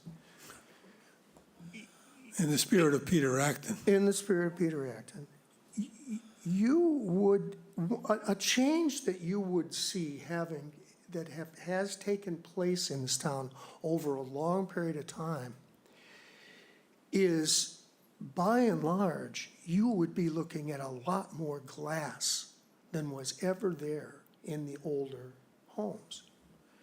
And so people are there, and understandably, they want the views, they want to maximize views, they want to take advantage of the views. So in a location like this, I'm not at all surprised to see that they're wanting to increase the size of the house, have more windows, take more advantage of the view. It's what many of their neighbors and have been doing throughout town. So when I look at it from that perspective, despite the concerns about preservation, and I watched the Historical Commission meeting and the wrestling back and forth about the building, the old building and what it was, and just as an aside, Bill, I'd like to say, we had a lot of numbers thrown at us today, and I would like to just somehow, sometime, get us all on the same page with respect to existing and proposed gross square footage and floor plans. Because we never seem to quite get there. And I would just appreciate it if we did, because it might make things easier for us sometimes. And so then sometimes we'd have the numbers right there in front of us instead of competing numbers coming at us, and then interpretations of that, well, it's only the above. I can figure out that the gross floor area under the basement doesn't show.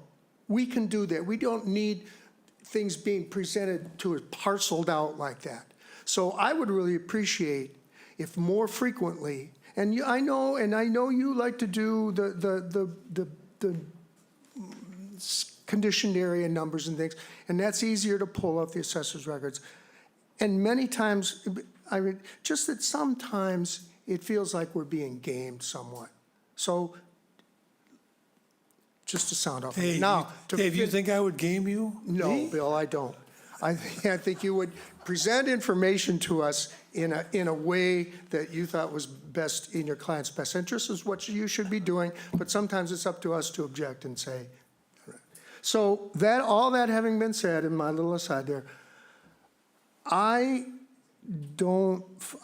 were this house to be built, which it doesn't look like it's gonna happen the way it's gonna be, were this house to be built the way it's been presented to us and finished in the landscape, the trees and everything in place, I don't think it would be substantially more detrimental to the neighborhood.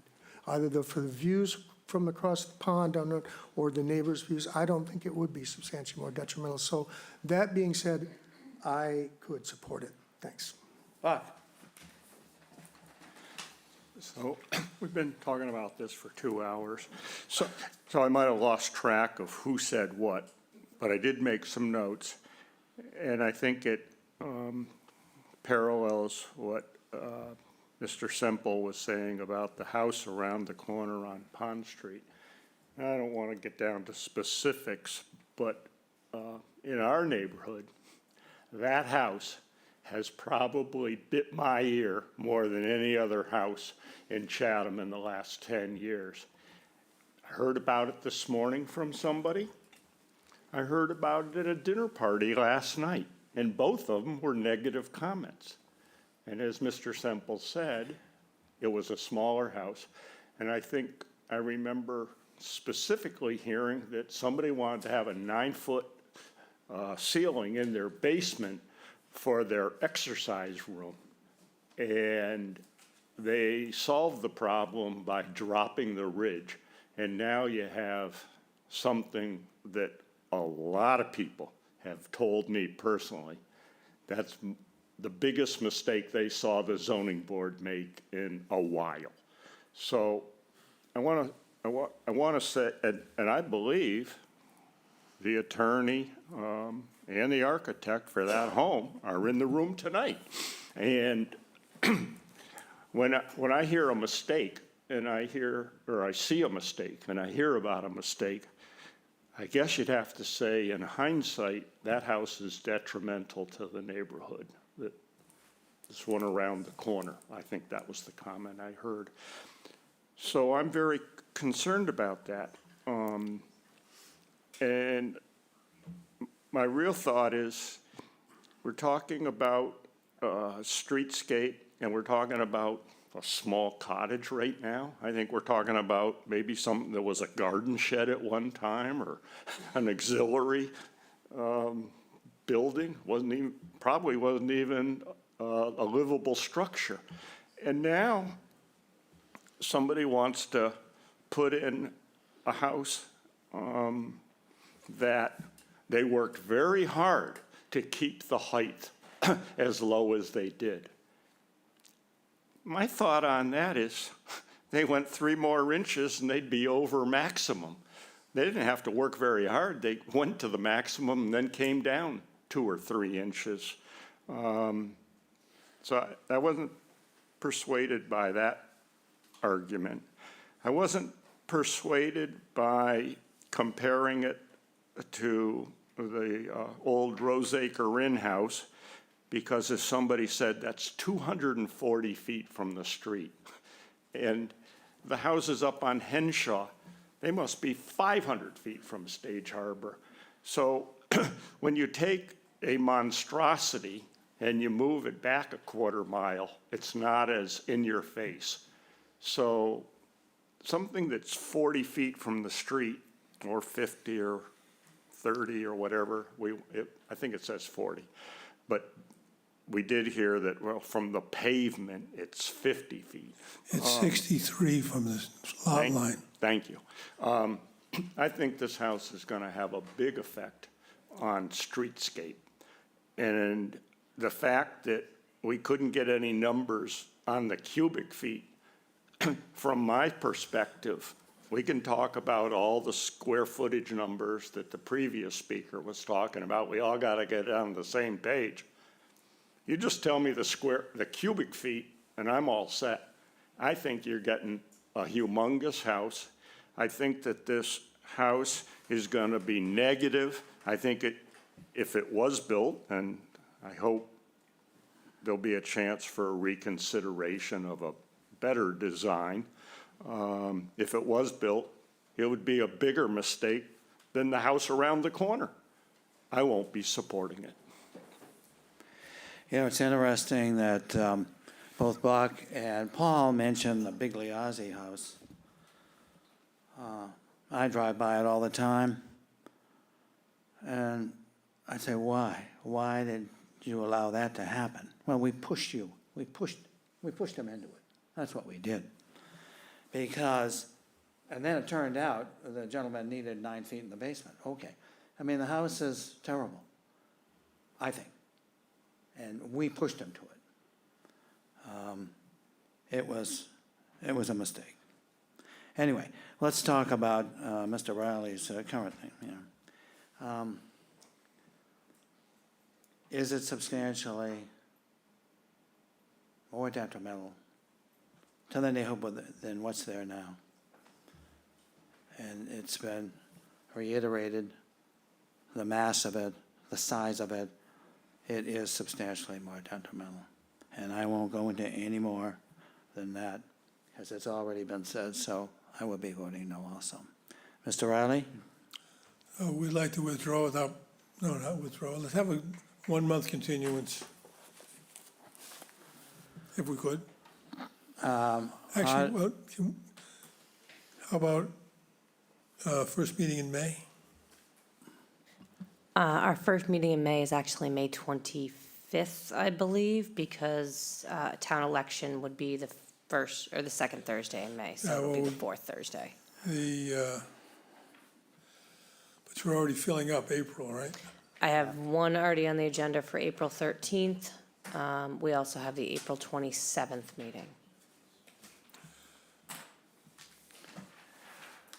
Well, let's try April 27th, So you're asking for a continuance, you're Yeah, not a continue. withdrawal? not withdrawal. Okay, let's ask everybody how they feel about that. Buck, what do you think? One word. I'm having a hard time swallowing it. I don't Yes like. or no? I know you like yes or no. Yes. Bill? Yes. Paul? Yes, I will grant the continuance if they desire that. I see Mr. Lutzfield approaching. Can I ask him, Claire, should I just go, or can I just say yes? I say yes. Just say it. All right. Okay, we need a vote on that. You seconded, actually. I seconded, yes, I did. Okay, what's the date? We talked to what's the matter? The date that was asked for?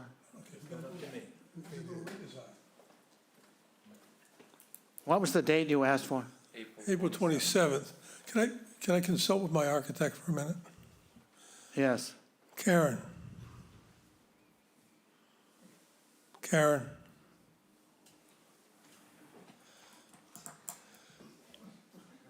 When Karen, would you need plans by for that meeting? I beg your pardon? How much before that meeting would you need the plans submitted? 1 week.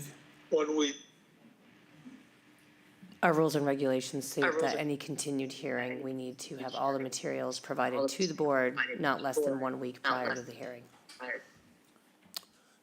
Karen, if that's tight, we'll just go to May. I think that's tight. Okay. If we're doing So, a May 20th? somewhat of a redesign. All right, thanks, Karen. You know, Mr. Riley, I honestly think you should ask for a withdrawal. It's just, you're trying to condense everything into, I mean, to redo everything and get this straightened out, particularly if you're gonna deal with the neighbors and whatnot. I just think you're trying to force it into a too small a box. And I would respectfully suggest to you that you ask for a dismissal, Well, a withdrawal, a withdrawal. That's all. I understand. We Yep. really prefer the continuance because we have to do a significant redesign. I prefer a withdrawal, yes, I do, because it's just, know, but we- instead of trying to force it into it. We're not forcing anything. Yes, you are, you're forcing it into the box of time, and you come back to us, May, whatever, and say, weren't quite able to do it. Take the time, do it right, and then come back when you're ready. That's what I'm saying. I understand what you're saying. We prefer to just continue until the Okay, 20th. well, okay, we'll take a vote on that. Paul, you suggested it. Say it again, please. I believe that the date that's available in May would be May 25th. Hey, May 25th? my wife's birthday. Second. Okay, we'll take a vote on that, yes or no? Buck? No. Bill? Yes. Paul? Yes. Dave? Yes. I vote no. You lose. That's 2 noes. So, would you like to try a withdrawal? Yes. Paul? I'll move to grant a motion to withdraw without prejudice. And Dave Veach seconds. Okay, we need a vote on that. Buck? Buck votes yes. Bill? Yes. Paul? Vote yes. Dave Veach votes yes. I vote yes, that's unanimous. Thank you all very much. For those who might understand, how did you lose? 3 voted yes, 2 voted no, because it's a supermajority vote in everything that we do. So in order for Mr. Riley have been successful, he would have needed to get 4 votes. Okay. Does anybody want to take a break? Yes. Okay, I think everybody. Okay, gentlemen, take a 5-minute break. Sorry about the late notice. Thank you very much.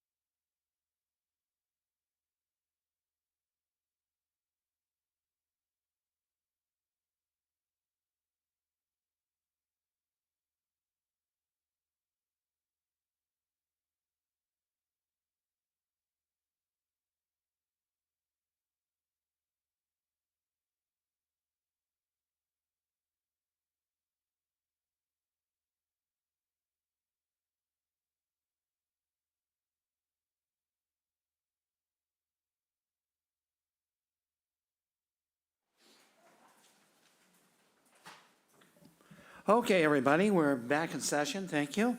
Sarah, we're on to 22-130, please. Application number 22-130, Woodcarver Knoll Nominee Trust, care of William G. Litchfield Esquire, 330 Orleans Road, North Chatham, Mass. 02650. Owner of property located at 128 Woodcarver Knoll, also shown in the Town of Chatham's Assessor's Map 11D, Block 39, Lot F9. The applicant seeks to enlarge, extend, or change a non-conforming dwelling on a non-conforming lot via the construction of a partial second-floor addition, porch, and covered entry. The existing dwelling is non-conforming and it is located 7 feet from the Coastal Conservancy District, floodplain elevation 12. The proposed addition will be non-conforming in that it will be located 33 feet from the Coastal Conservancy District where a 50-foot setback is required. The existing building coverage is 4,055 square feet, 33.2%, and the proposed building coverage is 4,322 square feet, 35.4%, where 15% is the maximum allowed. The lot is non-conforming in that it contains 12,204 square feet of buildable upland, where 20,000 square feet is required in the R20 zoning district. A special permit is required under Mass General Law, Chapter 48, Section 6, and Section 5B of the protective bylaw. Mr. Litchfield. Good afternoon, or good evening, as the case may be. Bill Litchfield here on behalf of the applicant, Reuben Gruber, as trustee of Woodcarver Knoll Nominee Trust. Mr. Gruber regrets that he couldn't be here, but we do have with us Mark Zebrat, our architect of Zebrat and McCarthy, and our proposed builder, Tim Smith of Minglewood Construction. My sense is that after 2 hours and 20 minutes, you don't want to devote 2 hours and 20 minutes to this hearing. So I will go directly into the criteria. Perhaps Sarah can put up either the elevation or the site plan as she sees fit. The Grubers are proposing a very small addition, 309 square feet, 2/3 of which is porches. As to adequacy, that's the site there, and Sarah's got the cursor on where the front porch is proposed. We have an acre lot, actually. Not all of it, obviously, is buildable upland, but that acre lot is adequate for the existing home built under prior zoning. I think you can find the site to be adequate for the addition on the porch on the front and the landward side, with a small covered porch and pergola at the rear. Of the total square footage increase of 309 square feet, 2/3 of it is covered porches. As the compatibility of size, it will remain compatible. Obviously, this is a neighborhood, a small neighborhood of substantial homes, but this will not be inconsistent with nearby properties if you approve the special permit. Again, most of the increase in coverage stems from the porch, and that at the rear is not visible from the street in a very, very private location. I suspect that there was probably more traffic generated from the ZBA site visits at this end of Woodcarver Knoll than there is otherwise in a very long time. As to the extent of increase, the house itself increases by 108 square feet. The balance of the coverage increases from the porches. I regret that I do not know the cubic size, but I will try to have that in the future. As to the suitability of site, it's been developed for the last 35 years. It's been extensively and appropriately reviewed by the Conservation Commission, which you approved it last November. The project involves bank stabilization. Actually, the changes to the house are a very small part of the project. There's extensive mitigation as well as removal of invasives, and the Conservation Commission found that it enhances and contributes to the resource area. As to scale, siting, mass, views, and vistas, the scale and mass are not particularly impacted by the 108 square foot addition. The porch will soften the existing entryway at the end of the cul-de-sac. Streetscape views and vistas are not really at issue.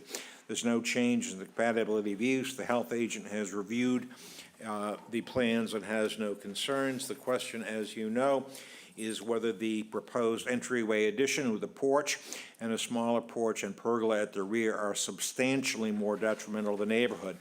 Plainly, it's not a small house, but the marginal change of 100-odd square feet of expansion with 200 square feet of porch, I think that is less than is intimated by the nominal coverage increase based on buildable upland. It is far less, I think, in scale than one which would be considered as having a substantial detrimental effect. Frankly, probably not even a detrimental effect. It is a sensitive site environmentally. but the project, again, is accompanied by extensive mitigation planting, and the Conservation Commission found that it would have absolutely no adverse impact. In light of the criteria, the plans, and the ticking clock, I think you can find that the proposed small addition and resulting increase in coverage in this location is not substantially more detrimental to the neighborhood. Be happy to answer any questions. Thank you. Is there anyone here on Microsoft Teams who would like to speak in favor of this application? There's no one that wishes to speak in favor. I'll read the correspondence. This is from Judith Giorgio, the health agent for the town of Chatham. She writes on 2/6, I have reviewed the renovation of this property. The plan as proposed does not add septic flow to the property, nor does it encroach on the existing septic system. I have no concerns about the project. That's the extent of the correspondence. Is there anyone here on Microsoft Teams that would like to speak against this or has a specific question? If so, please indicate now you'd like to join the meeting. There is no one in opposition or with a question. Okay, questions from the board, Paul? No questions. I Dave? have no questions. Buck? No questions. Bill? No questions. Okay, Paul? I'll move to close the hearing and move into deliberations. Dave Veach seconds. Buck? Buck, yes. Bill? Yes. All vote yes. Veach votes yes. I vote yes, that's a unanimous vote. Okay, deliberations. Dave? This is certainly not substantially more detrimental. It's an improvement to the property and meets all of our applicable criteria, and I will support it. Buck? And I agree with what Mr. Veach said. Bill? As do I. I agree. I agree too. Okay. I'll move to grant the application as submitted. And Dave Veach seconds. Buck votes yes. All vote yes. Bill votes yes. Paul? All vote yes. Dave Veach votes I yes. vote yes. Unanimous vote. Thank you very much. Thank you very much. For your brevity, Mr. Litchfield. That's the way to run a hearing.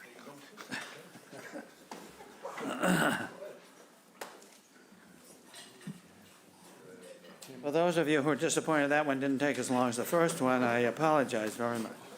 We're on to 22-131, please, Sarah. Application number 22-131, Howard C. Walker III and Inga E. Walker, care of James M. Norcross Esquire, P.O. Box 707, Chatham, Mass. 02633. Owners of property located at 8 Windmill Lane. Also shown on the Town of Chatham's Assessor's Map 16A, Block 22, Lot H9. The applicant seeks to modify special permit number 21-088, granted on November 18th, 2021, which allowed for the demolition of the existing sunroom and entry stairs and the construction of a new sunroom, decks, and entry stairs. The applicant now seeks to modify this special permit to allow for the deck to be located 22.8 feet from the westerly abutter, where 23 feet was approved and 25 feet is required. The lot is non-conforming in that it contains 9,584 square feet, where 40,000 square feet is required in the R40 zoning district. A special permit is required under Mass General Law, Chapter 48, Sections 6 and 9, and Sections 5B and 8D2B of the protective bylaw. Mr. Norcross. Good evening, Jamie Norcross, representing Chip and Inga Walker. The Walkers are participating this evening remotely. As you heard, this is a modification for a special permit that you issued in November of 2021. And the situation was the special permit was issued, the work was done. If you've been out to the site, it came out quite nice. When they submitted the as-built to get final sign-off, it was determined that the stairs for the deck that was approved were actually located 22.8 feet from the west lot line, where 23 was the approved distance. And speaking with the surveyor, it seems to have been an issue with the survey crew had a mistake on the location of the stakes. And so the builder went up to the stakes, and the stakes were about 2.5 inches closer to the lot line than they were supposed to be. Any other questions? Happy to answer. Go through the criteria if you'd like. No, that's not necessary. Thank you very much. Is there anyone here on Microsoft Teams that would like to speak in favor of this application? I see no one that wishes to speak in favor. Okay, I'll read the correspondence. The first, we have a memo from Judith Giorgio. She writes on 2/7, I have no concerns regarding modification of the special permit for the deck. Then Kimberly and Peter Chipman of 21 Little Beach Road write on January 21st. As direct abutters, we fully support the requested change. Thank you and all the members for your continuous service to the town. Then we have an email. This is from Andrew Greenwald, and he writes on January 22nd, and Andrew's address incidentally is 9 Windmill Lane.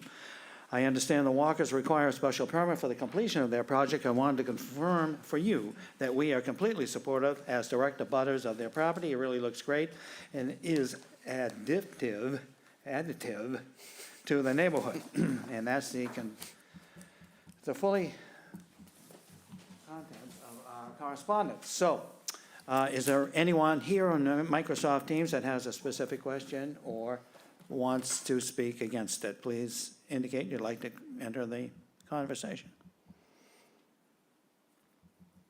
I see no one that wishes to speak in opposition or has a specific question. Okay, questions from the board. Buck? Buck has no questions. Bill? No questions. Paul? No questions. Dave? Dave Veach has no Nor question. do I. I'll move to close the hearing and move into deliberations. Dave Veach seconds. Buck Need a approves. vote? Buck? Oh, I'm sorry, you said yes? Yes. I thought I heard that. Bill? Bill votes yes. All votes yes. Dave Veach votes yes. I vote yes. Bill? Yeah, this seems like a minor change. The deck does look good, and I don't have any objection to the application. I agree. It meets all the criteria. It's a minimum change, so. And I have nothing new to add. Okay, I'll move to grant the application as submitted. Dave Veach seconds. we need a vote. Buck? Buck votes yes. Bill? Bill votes yes. All votes yes. Dave Veach votes yes. I vote yes, that's a unanimous decision. Thank you very Thank you, much. Mr. Norcross.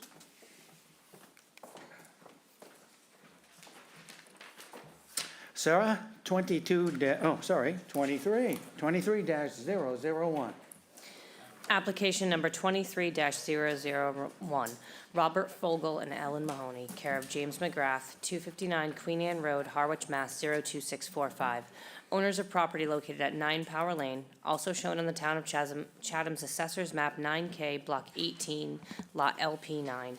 The applicant seeks a dimensional variance from the abutters setback requirement under Appendix 2 of the protective bylaw for the construction of an accessory structure, pool house.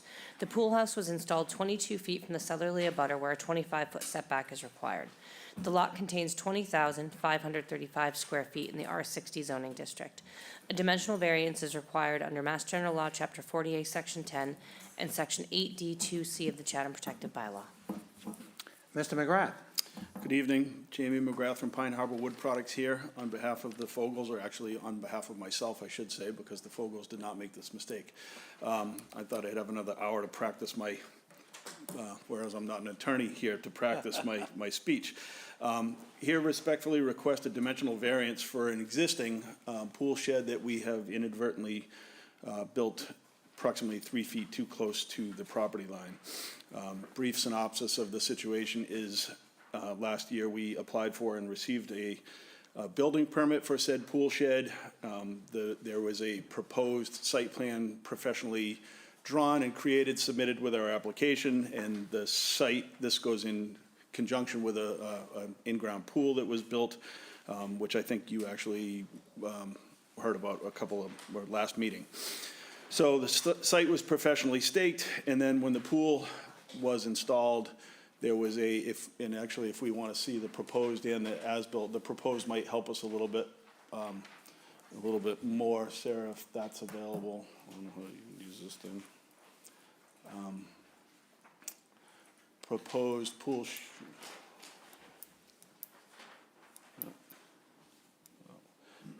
Proposed pool, where are we here? That is, yeah. So we were 27 feet to the property line, and that was the full intention. This plan shows the existing deck with the number here and here as proposed for the existing pool. Then if you could go to the as-built by any chance?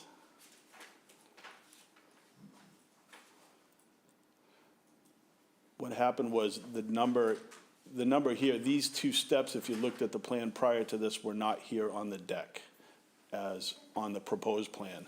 So when the pool was built, the number here stayed the same. I believe this is the northwest corner. And when they got over to the northeast corner, the steps were there, the numbers were pulled.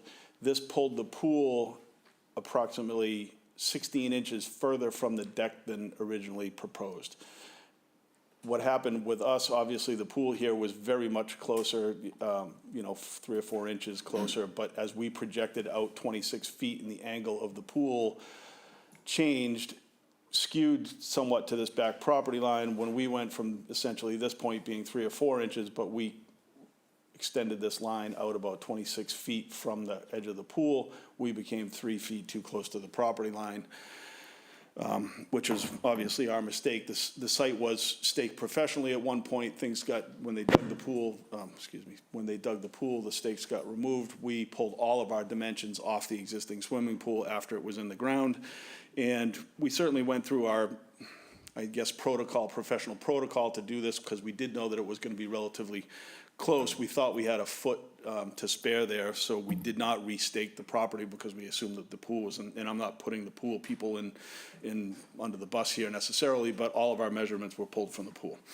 So when the stairway was added, that moved everything, and essentially we have a mistake when we did this. At the last meeting, I know Attorney Riley presented some information regarding the lot, and that it's not exactly a perfect rectangle that much of the neighborhood is. I can't sit before you today and say that that had any bearing really on our problem. Topographically, it's a flat lot. We built the building. We found out after the fact that it was too close to the property line. We do, the one thing that, if there is anything that I'd like to be able to mention, is that the property, and again, I think as Bill mentioned in the last meeting, used to be an R20 zone. The house is 21 feet from the property line. Apparently you can get, because the zoning had changed, one structure can be grandfathered. The other two structures, meaning the pool and the pool house, were supposed to be the full 25-foot setback. The lot being formerly in the R20 zone, now in the R60 zone.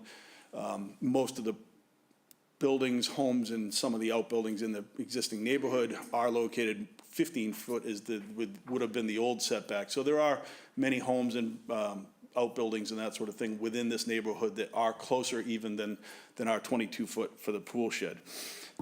So I can't sit here and say there's a topographical or any other real big reason other than human error that caused this problem. I can say that by demolishing or trying to move, unfortunately, the building, if it was a simple move, we would have probably looked at that, but it is on a concrete slab with the whole pool cabana. Everything kind of runs underneath all the pool piping. It's wired. It's part of the pool deck. Everything kind of revolves around the pool deck, and it's a big part of the landscape here. So there certainly would be I would say a certain financial hardship for the homeowner, and probably for me, if we were to have to try and move this. So we're asking for a dimensional variance for this project. Thank you. Is there anyone that would like, either here in Microsoft Teams, that would like to voice their support for this application? Ms. Greenhall would like to speak. Okay. Hi, good evening, and thank you. I'm here with my husband, Herbert Todd Greenhalgh, and we definitely would like to speak in favor of the granting of this variance. No disrespect to Mr. McGrath, but there are topographical features regarding this property that definitely cause things to be moved into the southwest corner of the property. And the pool, when we were, this was before you a couple weeks ago, had that same issue. And I really do believe that the garage or the shed, stands that same test in this case. The Fogels have been very good at making sure that the property never caused issues in the neighborhood while they were constructing. There was some runoff because of the topographical issues that sloped down towards Sybil and to the cul-de-sac on Power Lane, which were resolved quickly and have not been an issue ever since.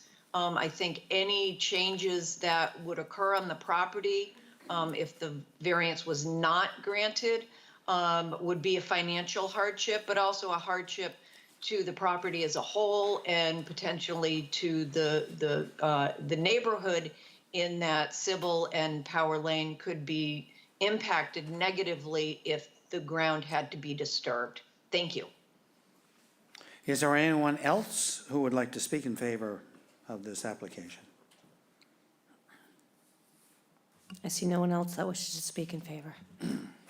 I'll read the correspondence. First, we have a note from Judith Giorgio, Board of Health. On 2/6, she writes, "I have no objections to the requested dimensional variance for the pool shed construction." And then we have a letter from Martha Sherman. Martha's address is 454 Training Field Road. I'm writing, this is on January 29th, I am writing regarding a notice we recently received from the ZBA, noting the public hearing for so-and-so. We, that's Martha P. and Robert L. Sherman, are abutters to that property residing at 454 Training Field Road. We were notified by this letter of the request of the owners for a dimensional variance of an accessory structure, the pool house, required under such and such. We support and approve this request for a variance. We respectfully request that vote be in favor of said variance put forth by Vogel and Mahoney. Thank you. And that's the extent of the correspondence. Is there anyone who would like to speak either against this or has a specific question, either here or on Microsoft Teams? If so, please indicate you wish to join the meeting.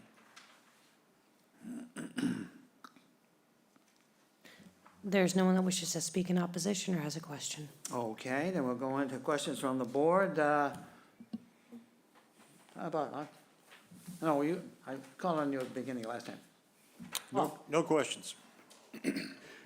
I just want to check and see, because I had noticed this last week. It looked like, so it looked like in the original plan, that the pool house is 16 feet, the pool is 18 feet wide, pool house 16 feet wide. And when I scale it off, it looks like originally the pool house was situated to split that difference. So it was not on a straight line with the side of the pool. It was 1 foot off, in between 1 foot. It looks like maybe when you guys pulled your lines, you then also followed the southern side of the pool and lost another foot in that respect. Did you see that, or did you pick up on that at all? I'm looking at it. I think we centered it. I believe we centered it. I don't, our Well, slab- I'm just looking at the as-built plan, Yeah, and it looks like you may have intended to center it, but we pulled lines on both sides and, I mean, that's kinda tried to how put we it in did the middle, Yeah. but somehow or another, it looks, the way, at least on the as-built, it looks Yeah, like it's I directly see what you're lined up. saying, as I kind Yeah. of just, I don't have a scale to kind of draw the Okay, line. I mean, I think, yeah, it's, so you at least felt like you were centering it. 100%. Yeah, okay. I have a question for Mr. Briggs. So if it's unfortunate that the variance isn't granted and nobody does anything, what's the town do? We're not there yet, Buck, are we? Pardon? We haven't decided if they're gonna get the variance or not, but I guess they would have to move it at that time. If you didn't grant the variance, it would have to be moved. Well, that would be the normal, you would think that, but if for some reason the mover never came or was never contacted and they didn't move it and it stayed there for 6 months or a year, what's the town do? Well, we would have to start a fining process, daily fines. Okay. Until it's moved. I mean, it can't exist there after 6 years. It's protected, right? If it doesn't get moved within 6 years, unless we take an action, which we would take an action. Okay. Bottom line is it would need to be moved. Oh, I just wanted to put a little extra oomph in that, but thank you. Bill? No questions. Paul? I'll move to close the hearing and move into deliberations. Dave each seconds. Buck votes yes. Bill votes yes. Paul votes yes. Dave each votes yes. Yes. Deliberations. Dave? Well, I think that,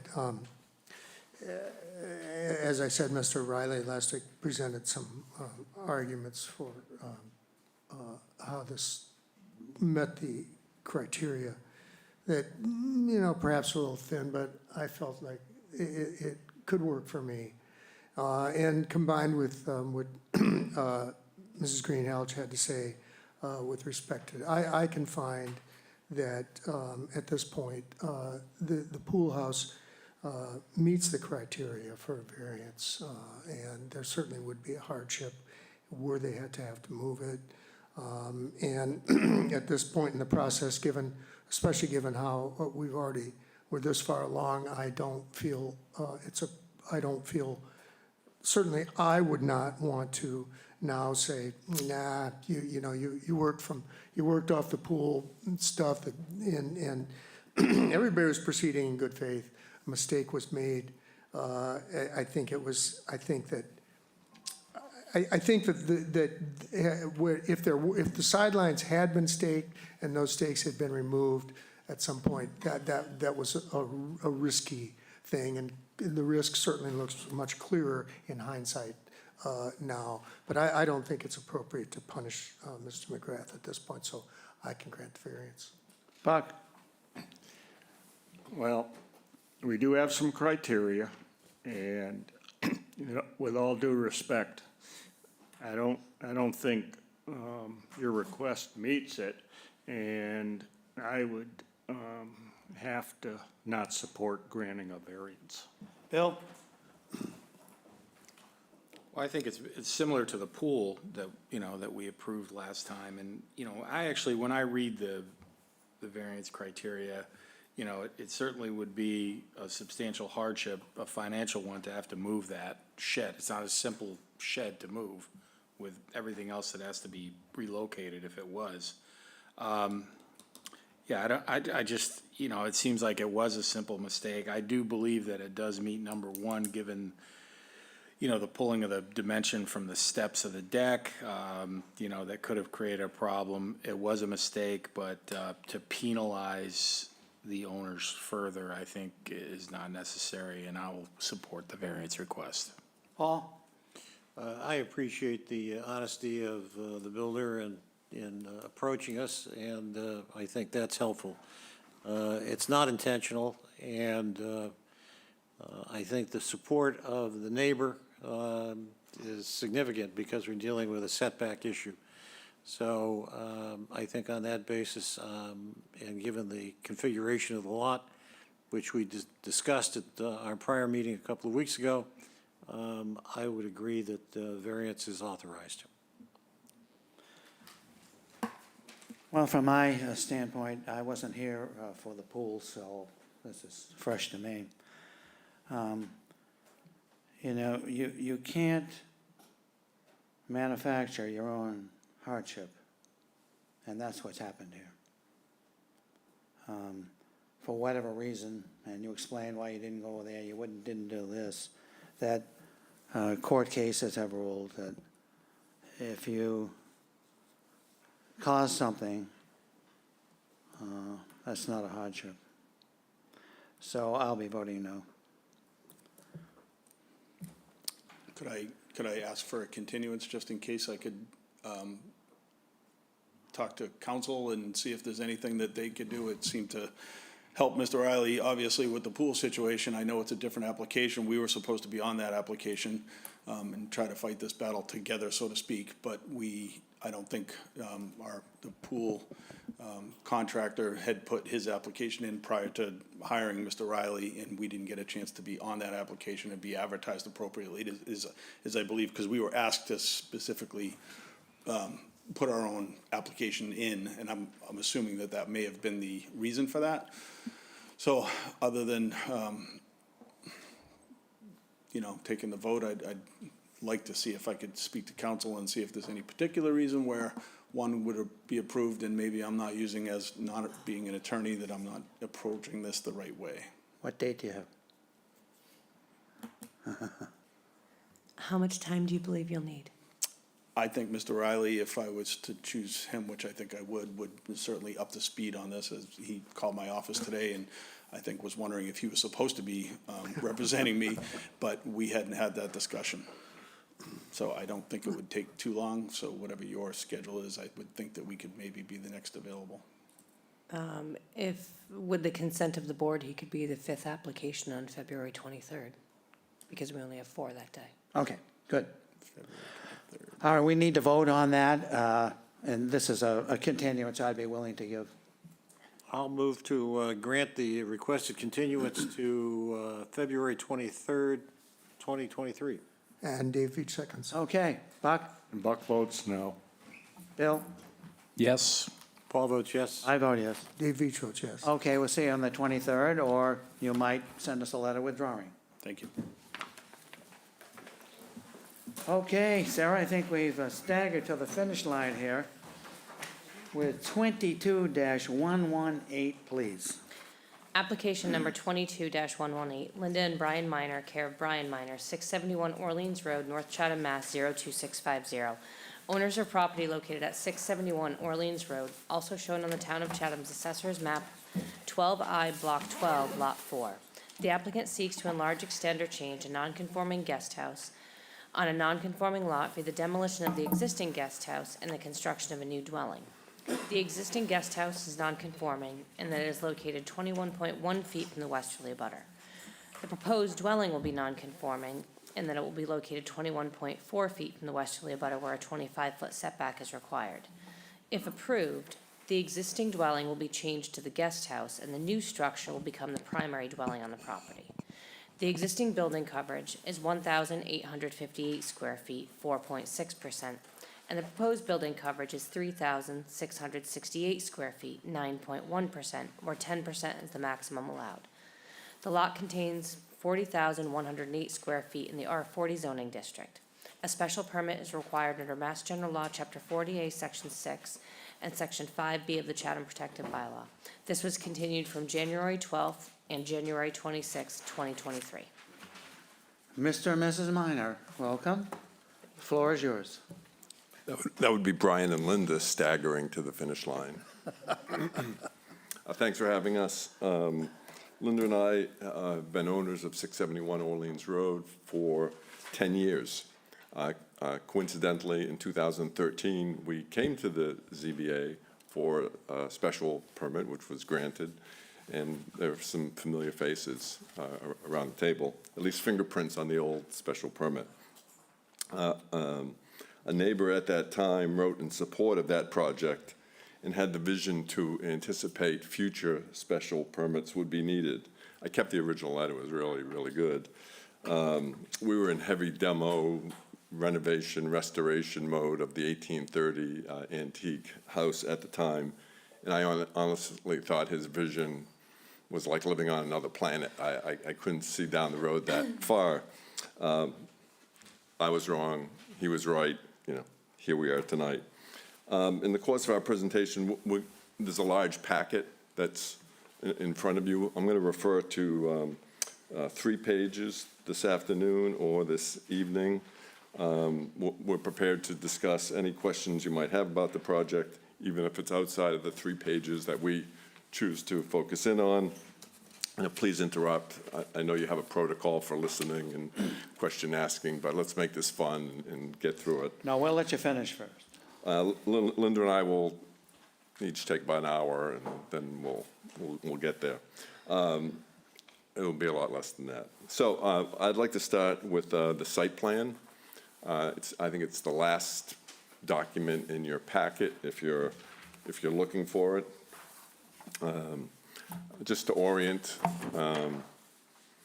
there's a lot, and there's a lot of black ink on this, site plan. So I'll try to draw your attention to the important things. So this is a fresh site plan dated November 1st by Ryder and Wilcox, who has a long history with the property. We kind of chose them for that reason. At the top of the picture is Orleans Road. There's an existing 1830 dwelling there, which we received a preservation award from the town in I think 2017 for that, reaching that milestone. Further down the property, about in the geographic center of the property, north and south and east and west, is the area where we're concentrating our presentation today. In about the mid-40s, a two-bedroom guest house cottage was built.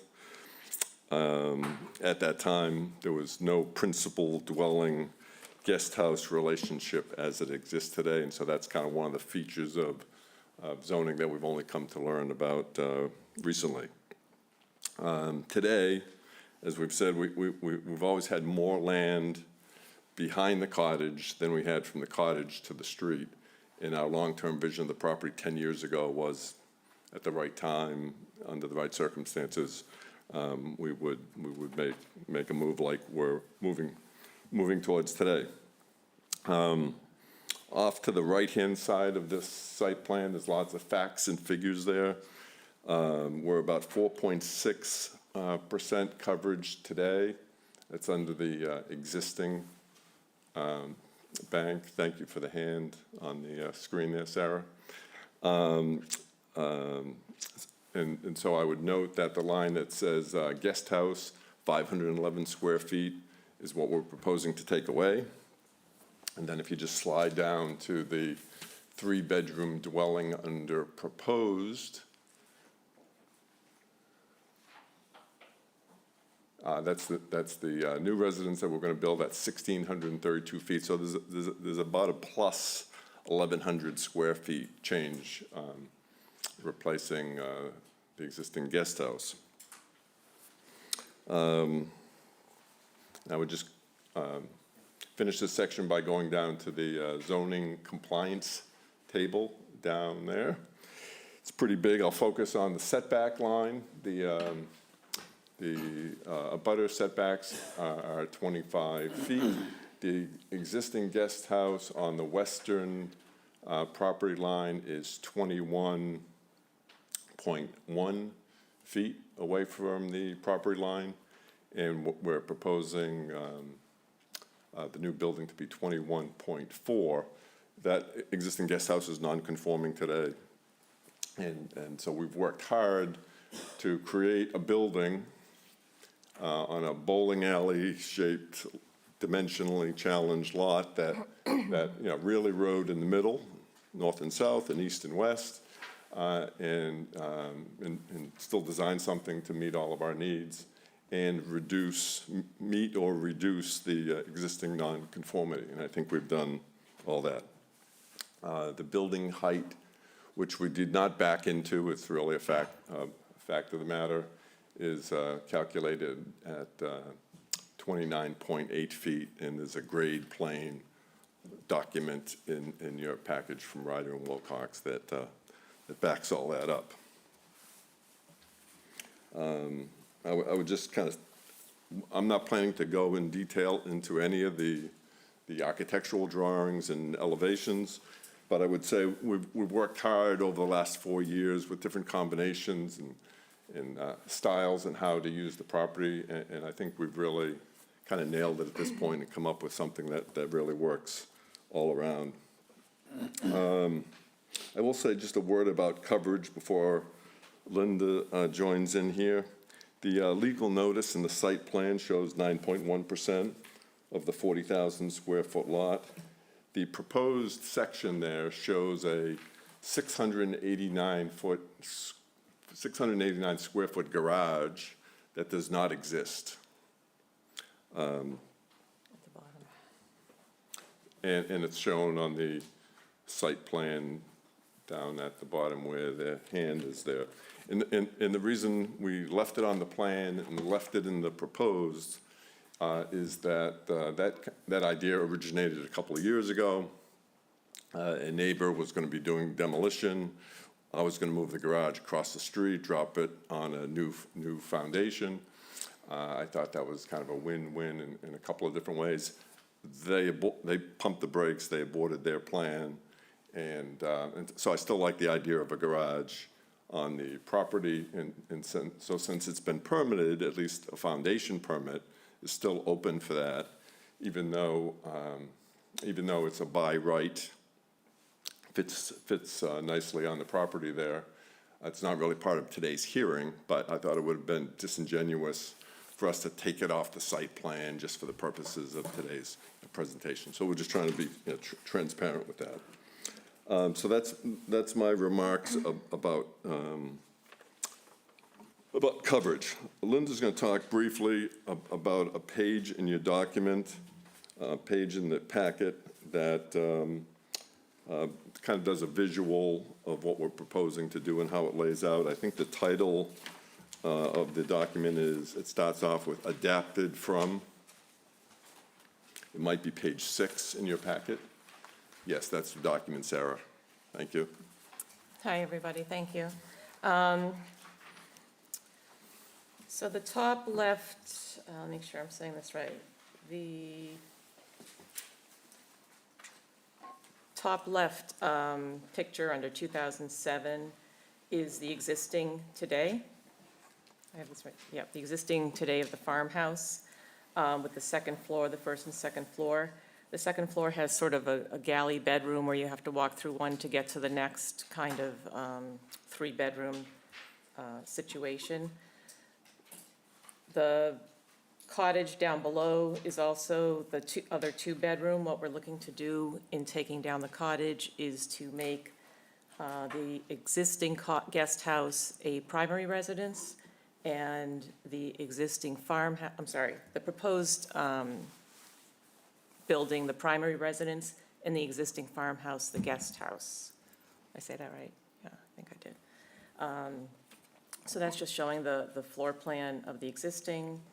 The cottage will go away once this other building, if it's built, but that's where the other 2 are today. So that would become a 3-bedroom in order to meet the guest house, main house proportions that exist today. Here's the next one I need to do. Do you have the drawing of the, I thought there was another one here. Okay. As for the location of the building itself, do you have the color, do they have the colored maps? I'll get to that. Okay. As far as the placement of the new building. We didn't practice as much as some of the other Yeah. crews here. As far as the placement of the new building, I think most of you drove by anyways. We have it going pretty much where the cottage is. It's starting right behind there. We cited it there for a number of reasons, but primarily it serves us where we want it with relative to how we use the property, and also hopefully the least impact on abutting neighbors and not being, window to window with somebody else's building. So I think we did a pretty good job of that. The porch area is the same setback, or that's the 21, what's the number? 21.1. 21.1 point that was referenced earlier. So, There's a lot of numbers on that page for me. What I'd like to do is move to the page that I'm calling a project narrative. Sarah, it says 671 Orleans Road on the top. It's mostly words. And I want to draw your attention to the second to the last paragraph. There's a lot of talk about, inches and feet and coming back to discuss errors. So we've been encouraged to try to be pretty deliberate here. So the placement of the new principal residence will require careful coordination between the surveyor and the contractor to ensure compliance with the terms of a special permit in the event of an unintended miscalculation on the location of the new dwelling. We're asking for approval to 20 feet from the property line on the west. To be clear, it's our intention to build the building as it's shown on the site plan at 21.1 feet from that property line. But we're just asking for some special allowance at this time. Mr. Minor, unfortunately, that cannot be done. We have to advertise what was requested and is shown on the site plan, which is the 21.1. Without re-advertising, the board cannot approve a setback of 20 feet from the westerly abutter. Okay. Well, we're planning to build the building there, and I think it was. It's more margin of error. I think the encouragement only came from realization that the board gets burdened by these returns for small, things over time. I've heard a lot of them, including the pool and the cabana and so forth. So, message clear. I want to hand out something that's not in the package, if I could.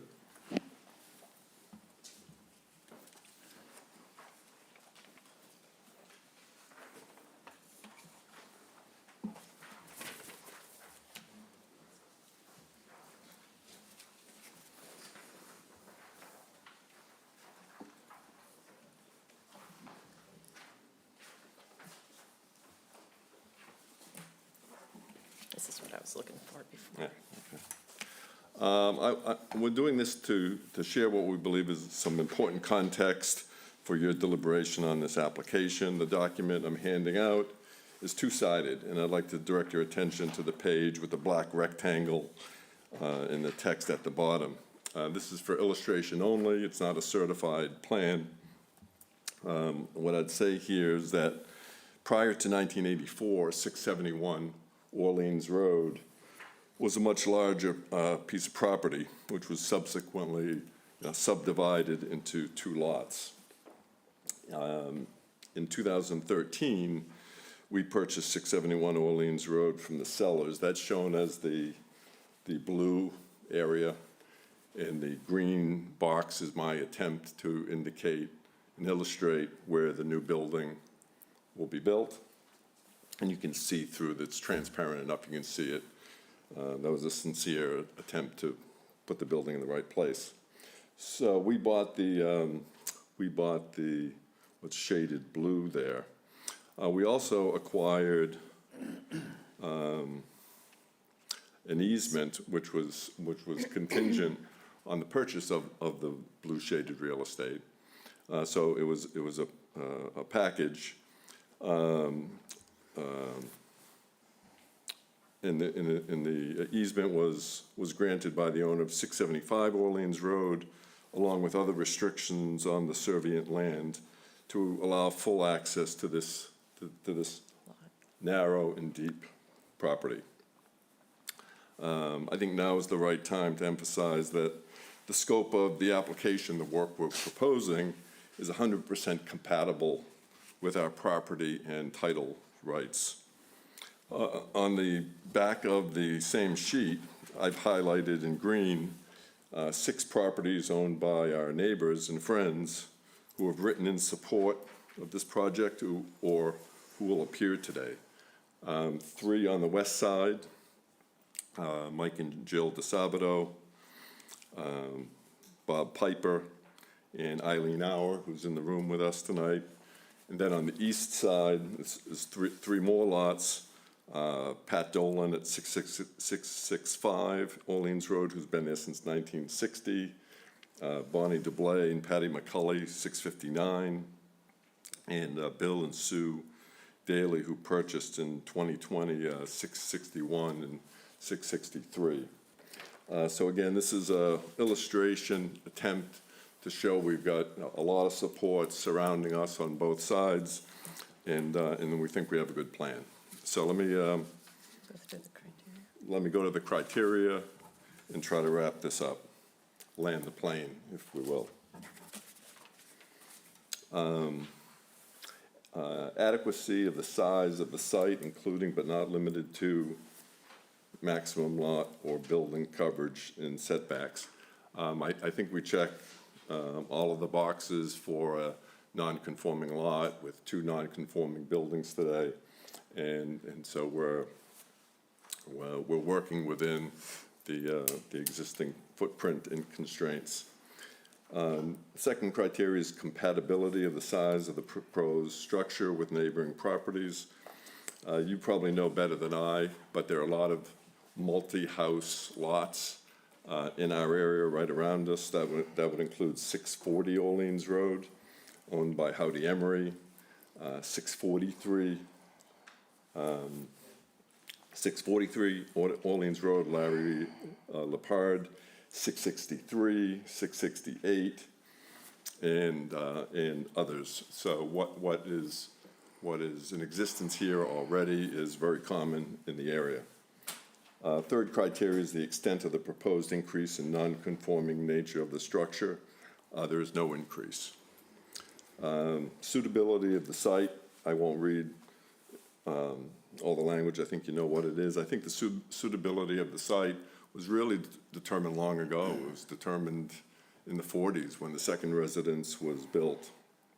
I would further point out that there's about 18 feet of difference, so it's a downward slope from Orleans Road, from the front of the property to the back of the property. So where this is going to be built kind of fades away from the road. It's not going to look like an imposing structure at all.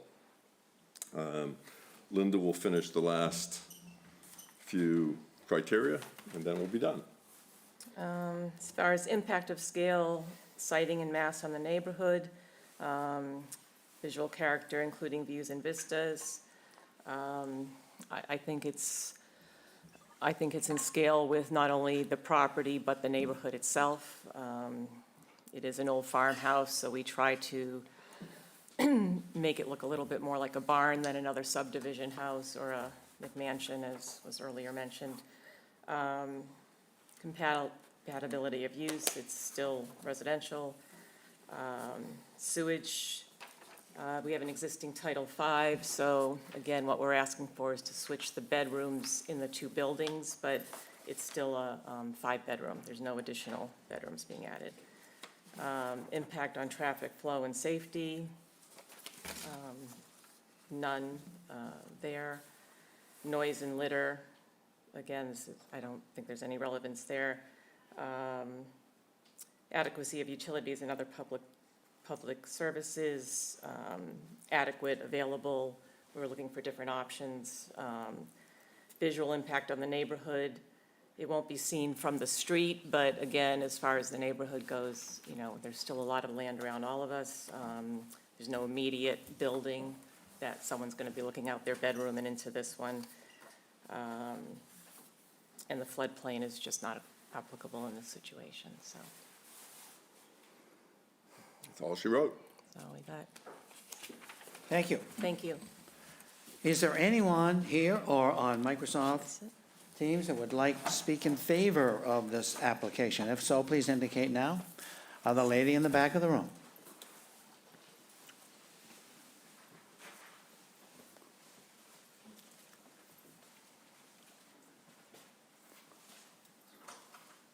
Good evening. My name is Eileen Auer, and I live at 683 Orleans Road, and I've lived there for 62 years. And 10 years ago, Brian and Linda moved next door to me, and I was delighted. We have mutual respect for our land and for the neighborhood, and we respect each other. And our families have intertwined because our new generations are slowly coming along to us. I am the longest abutter to the property.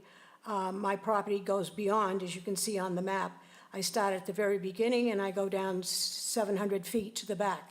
And this does not go that length of the driveway. I see no problem with this property being built because we know what they have done. Everyone respects what they have done to the property right directly across the driveway from me. And I think we will be delighted with what they propose and build down into the back area. I have one concern, and I would like to speak to that when the time comes on conditions. Thank you. Well, why don't you do it right now? On the conditions? Yes. I'm going to take you back to when you made your site visit. My house is the first house on the right on Orleans Road. And you will see in the front, I am directly on that driveway. That driveway runs 600 to 700 feet. It is dirt and grass and whatever falls into the driveway. The problem with that last summer was we had a drought. And that dirt in that driveway was a constant problem to all of us in the neighborhood that used it. Some people respect a driveway as a driveway. Others treat it as a speedway, and because of the length of the driveway. So you have no control over the speed of the driveway. When you come in on the left, the miners have no downstairs window facing the driveway that I use. And so then you go down the driveway further, they have 4 panels that block the dirt and the view. When you come in on my side, my front porch is right there that I live on all summer. Beside that is my bathroom with a shower and then my kitchen. And then around the corner is my outside shower that is turned on in April and off in November. And when you come down into the driveway during this construction, I will have lost all the privacy of my backyard. And I want to point out to you that it is approximately 10 feet, not from the driveway to my property, not from the driveway to my house, but from the driveway to my kitchen table. And that I have a picture window in front of that. Next to you, the room, as I told you, there is a bathroom with a shower right next to the driveway. And I feel that I'm losing my privacy with that. And that's why I would like a restriction on summer construction down the driveway so I can enjoy my home with my family that comes to visit me in the summertime. And I would like that restriction to be imposed so that there is no construction at all. And I'm not saying inside or outside. I don't have a problem with the back area where the construction is going on, because that is further from my house. It's going to be every car and truck that comes into that driveway. And most of the time, I believe when you have inside construction, you have more vehicles coming rather than when the outside. And so I would like that restriction placed on there. I know it might be a hardship to them, but it would be a further hardship to me. I've been lucky to age in place, and I would like to enjoy my property for the summer. Thank you. Is there anyone else who would like to speak in favor of this application? I see no one else that wishes to speak in favor. I'll read the correspondence. First, Judith Giorgio, Board of Health, Town of Chatham. She writes on 110, I've reviewed the plan to demo and rebuild this cottage. A plan showing the proposed renovation in the main house is needed to determine whether the septic flow will be increased at the property. The cottage as proposed will not encroach on the existing system. Then we have a note. This is from the, let's see, Chatham Historical Commission. Christina Bassett. She writes on January 9th, the CHC determined that the guest house at 671 Orleans Road was not historically significant and no demolition delay was imposed. Then we have an email from Bonnie DeBlay. She writes on February 7th, my name is Bonnie DeBlay. I own 659 Orleans Road, and I'm sending you this email in support of Linda and Brian's project. Thank you for your consideration. Then we have a note from Howdy Emery, and he's at 640 and 624 Orleans Road. He writes on January 23rd, this letter is in regard to 671 Orleans. I met Brian and Linda while they were building an authentic post and beam shed. Precise mortise and tendon joints, such attention to detail. After the shed, they showed me the same precise detail of the home they restored.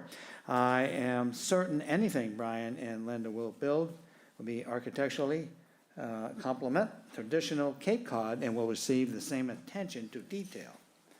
And we have a note from William and Susan Daly, 661 Orleans Road. On January 11th, they write, we are the primary abutters. We are in support of the special permit.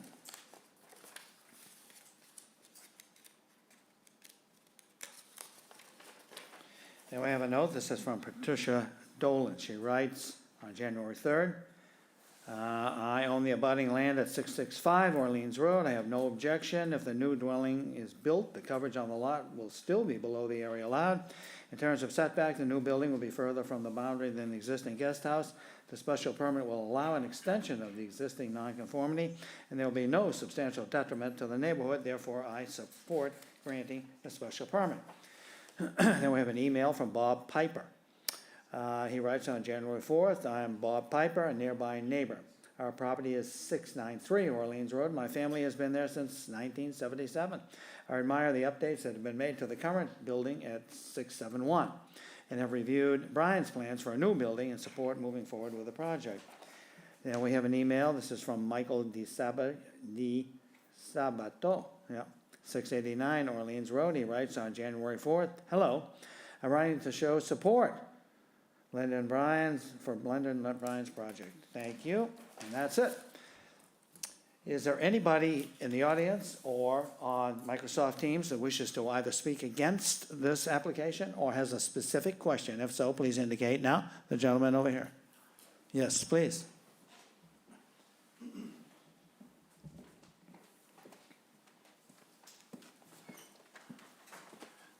Good evening. After not talking for 3 hours, now I don't have a voice. My name is Brian Whittaker. I'm an attorney from West Harwich. I did get a visa to come over, so. Yeah, I'm glad. That's good. I have the pleasure of representing Ms. Barbara Harris, who is the abutter at 675 Orleans Road. Mr. Minor has given you a plan which pretty much shows what my plan is, but since I've gone to the trouble of color coding it, I'm going to request permission to. Just don't talk while you're doing it.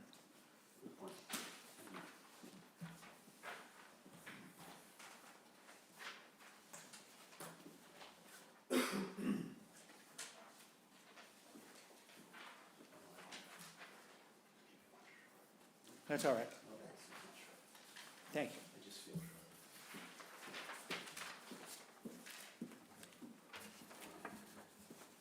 So I would like to, on behalf of Ms. Harris, address the issue of the issues involving the driveway. She is obviously the abutting neighbor.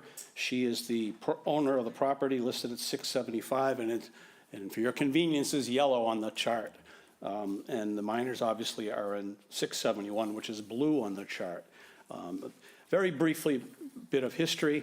The property was sold to the minors. And in November of 2017, a specific and detailed easement was granted to Mr. and Ms. Minor by Barbara Harris. The property, the border of the Minor's property on the west and the Harris property is 519 feet. The easement that was granted was for 400 feet. So not quite, not quite all the way to the end of the map. I didn't want to do a non-scaled, but you can get the idea where 119 feet are. As I said, the easement grants them the right to use 400 feet of her property as a driveway for their property. And it's a driveway for her property as well, and apparently a driveway for Mrs. Auer as well. Now, the problem is that my client, Ms. Harris, has had a good deal of difficulty with the minors obeying the terms of the easement, which is very carefully drafted. Goodness.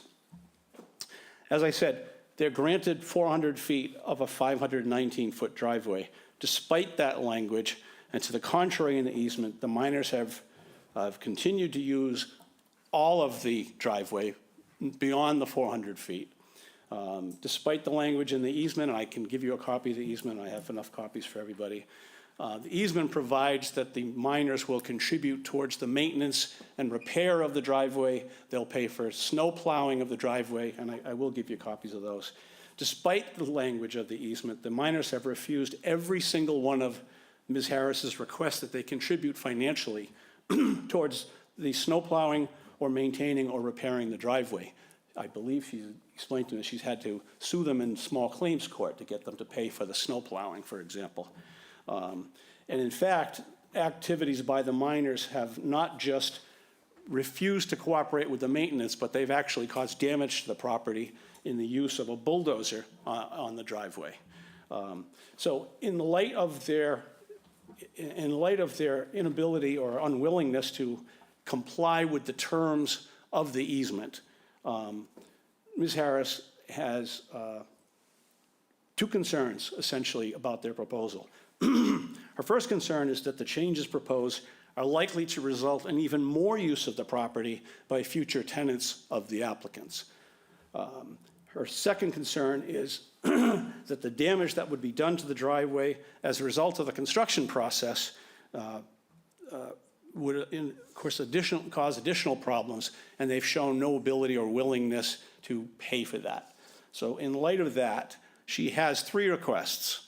The first one is that there be a condition put on the app, if you do grant the application, that there be a condition put on it that the driveway be returned to its current state at the end of the construction as it is at the time prior to the construction. The second request, which I believe is what Ms. Auer has also suggested, I'm not 100% sure. My client also lives on the property in the large portion of the L, and she also requests, or individually requests, that no construction be allowed for the summer from June 30th until Labor Day. Finally, she requests an additional condition, which I'd like to, because it's very specific, I'd like to hand out. I've drafted it so that there's no question about what we're asking for, if I may.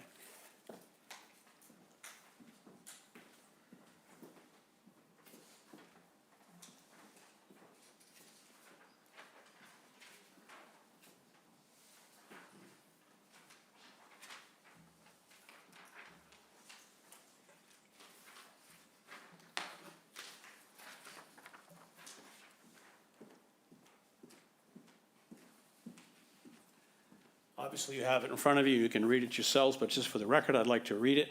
Whereas Barbara Harris, the owner of the property adjoining the applicant's property, and who has granted the applicants an easement for the portion of her property which serves as a driveway for use by the applicants, Brian and Linda Miner, shall not unreasonably refuse her requests that they pay their equal share of the cost of the maintenance and repairs to the driveway when she makes reasonable determinations that maintenance or repair is necessary. And I apologize, I meant to hand out the actual easement so that you could compare the easement says to what our request is, if I may, again. Last up.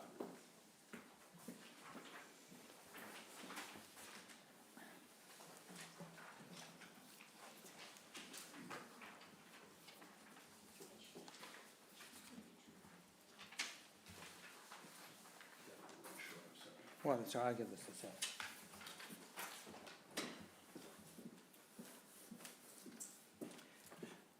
As you will see, the provisions of the easement already require them to contribute towards the cost of the maintenance. However, it allows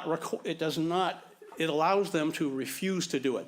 It only says that they have to agree to do it, and they've never agreed to do it. So that language is clearly not enough to protect her interest in her driveway, which of course she is the owner of the driveway. So what we're asking is that you make the condition that they can't unreasonably refuse to pay what they're already obligated to pay under the easement. That's essentially, those are the three conditions that we respectfully request if you're going to grant this application. My client, Ms. Harris, retained me with these issues. While we were here and the presentation was being made, she seemed to lean towards me and say she wanted to add something, so if she may. Hi, my name is Barbara Harris, and I own 675 Orleans Road, Chatham, Mass. I don't object to the house at all. I think it could be lovely. I object to the use and the non-payment of the repairs. The apron is already so broken down. This property runs almost the same as Kroll Road. It's a 65 or 75 foot drop from Route 28. So everything washes down. I just had the driveway maintained by skippers, and I paid almost $5,000 to have the lower part graded and re-gravelled, as I do every couple of years. It's already ditching out because the runoff from Route 28 there's no repairs. The last time I did any maintenance on the top part of the driveway was 1997, when I put shell down for my mom, because she owned the big house that they have acquired. It has been always a problem from Route 28, the runoff on my driveway, and it runs down and it pools down and it ditches out, and it's a very difficult driveway to maintain. It's 518 feet long and 700 feet to the house. So now that I have more use, the apron's all broken. There's a big dip in the driveway where you come in off of 28. Mrs. Auer owns 45 feet wide by 833 feet long. Mr. Minor has access to the 400 feet.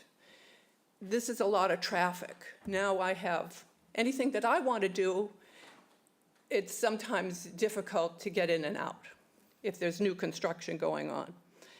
In the past, they've been pretty good at keeping things off the driveway, but it's deteriorated. There's nothing there. In the wintertime, it's a mess. The mud is feet thick. It's hard to get in and out. It's slippery. He's put up a lot of fencing, so it's difficult to see at the top of the driveway. We were to agree upon things that were going to happen on the driveway. That's never happened. He shortened the parking spot up. So last year, or a year before, he had a renter that almost backed into my car. It's just decrepit. It has no foundation and everything's overgrown. So when I cut the trees and the shrubs that my dad and I planted years ago, he comes out and hollers at me and is degrading. So I just think that this is a very bad relationship at this point, and I really don't know how to handle maintaining the driveway without being here. And the $5,000 you spent, did you ask them to pay a portion of that? Well, he owes me $940 the last time I gave him a bill, and he said to me he wouldn't pay me any of it. So there was tree trimming, there was Skippers and Sons. He's going to destroy all of that I put down already. That's our presentation. Okay, thank you very much. Thank you. Is there anyone else who wishes to speak against or has a specific question?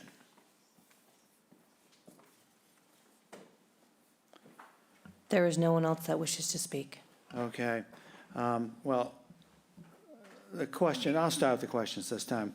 I have to say to you, this sort of thing that you're asking us to include as a condition is not going to happen. You know, this is the Zoning Board of Appeals. We're not here to adjudicate disputes, legal disputes between individuals.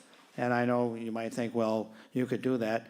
Well, yeah, we can condition what happens with the building of the house, but the legal disputes with whatever the easement says and what it doesn't say and so forth, just isn't something that is going to happen as far as a condition. Paul, did I misspeak that?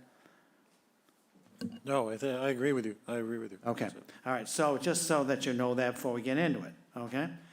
Mr. Minor, I think your neighbor has a very poor opinion of you, and it's got nothing to do with why you're here, but I wish you'd straighten it out somehow, but anyway.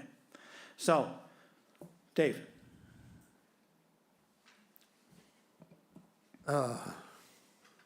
Wait, Well, we're in questions. We're in questions. Yeah, Oh, I didn't, okay. I made two Yeah. statements. Oh, yeah, that's why I didn't know. I didn't ask any questions. Oh, okay. I gotta ask a question. yeah, When are we gonna get out of here? But- yeah, no, I don't, I have no questions. Okay, Buck. I feel like Judge Judy here. Well, you have a hell, your beard is a lot better than hers, I'll tell you that right now. I think she's from the West Coast. I have no questions. All right, Bill. I do have one question, maybe this is for Sarah or Jay. When we get a situation like this and they're tearing down the even though they're tearing down the guest house and they're proposing to build a new house that is in it doesn't meet the setback. Is it because they didn't meet the setback on the guest house that we can allow that to not be a variance? That is correct. It would be the same thing as most of the other applications you get where you have a pre-existing non-conforming structure that they're proposing to demolish and rebuild a new structure in its place. It's not a new nonconformity.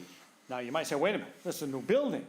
Yeah. But what we're talking about is not new. So, if they want to go up to 35 feet, Yeah. that's a different story. It's like every other demo rebuild that you approve. Yeah. The only difference in this case is the primary house will now become the guest house, and the guest house that's demolished will become the new. So we look at it as two structures on the property, neither of which meet the setback, and even though they're building a new one, that it takes the place of the guest house. Correct. Okay. That's it. Well, I have just two questions for Mr. Minor and Linda Minor. That would be, one, do you have any objection to a condition that would restrict construction during a period from June through Labor Day? No, Okay.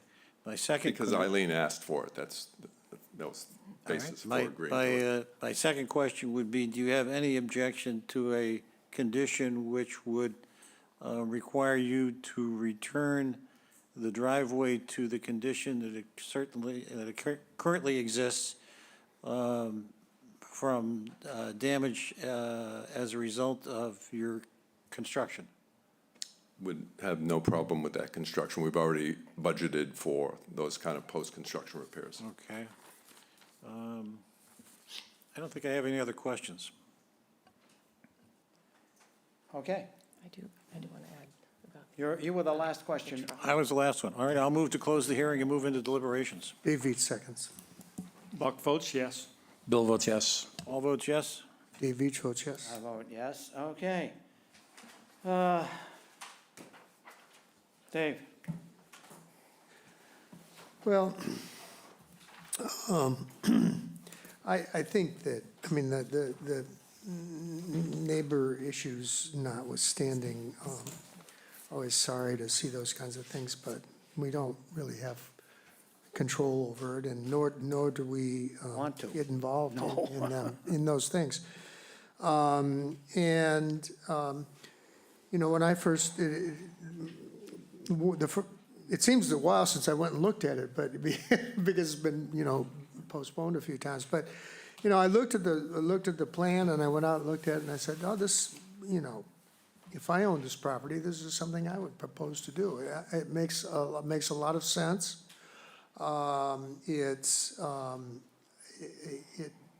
think it improves the property from their perspective and the perspective of the people that live around them by and large. It certainly meets our criteria. It's not substantially more detrimental in the neighborhood. I think it's an improvement for the neighborhood, and I will support it. Buck? So I have no problem supporting it. It's not detrimental. It's 200, 300 feet back, and it's a nice house and all that. But I do have a question for Jay. So if the condition is put on there that they have to restore the driveway to pre-construction, does that mean that you would not issue a certificate of occupancy until that improvement or correction, renovation was done, or that's not under your purview? Oh, it's a dicey situation, right? I would have to go out and look at the driveway, beforehand to see what the condition was, and then look at it at the final inspection, just to see what, if any, damage had occurred. And we'd probably do a temporary CO, no problem, just so that they could work with their financing and whatnot, but somehow we have to get resolution before we issue the final occupancy certificate. Excellent, thank you. I did have one question, the other question that I neglected that came up when he brought up the easement length. Like the garage that you have on that plan right now, you want to leave that on there. If that's the case, that you don't have access to a point 400 feet back, what would you do, like kind of weave your way into the property to get back to that garage? We've got, Yeah. we've got lots of places we can carve But in to you agree access. with what they brought up, you're obviously aware with the length of their easement? Well, there were a number of factual errors through that presentation that I'm not going to take debate. Say no more, we don't need to get into that, okay. So I hope I'm answering your question, Bill, about we can carve in and service the Yeah. garage. And you said you left the garage on there, you don't have a plan to build a garage, it was on a plan? I was going to haul one across the street, so I was going to just like instantly appear, but we still have an open foundation permit. Okay. And Oh, all right. So we'd like to keep that open if we put a garage up in that strip, which doesn't impact any of the setbacks or anything like that, but it would contribute to the square footage. We Yeah. could have made the house much bigger. Right. So that square footage, even though it doesn't exist today with the garage, is allotted for with the total Okay. of the buildings. Well, I mean, I think, that what they're proposing on the site is certainly reasonable. It's not substantially detrimental to the neighborhood. I just hope that you can work things out so that this can be a smooth process for everybody. but could I just enter here? I think that's enough. Okay. No. Paul? Let me just see if I am clear. We're talking about proposed building coverage of 3,668 square feet, 9.1%. That does not include a garage? It does include the garage. It does include the garage. And so you would have to deduct 600, we got plenty of room, whether we have it or we don't have it. But, but what we represented for transparency's sake, because there's an open foundation permit for that garage, is as if the garage was built, we would be at 9.1% coverage. Well, the problem I'm having right now is that we don't have a proposal for a garage. So I'm unclear. The garage is a permit that can be done by right. They don't need any zoning board approval for that. They have received a foundation-only permit.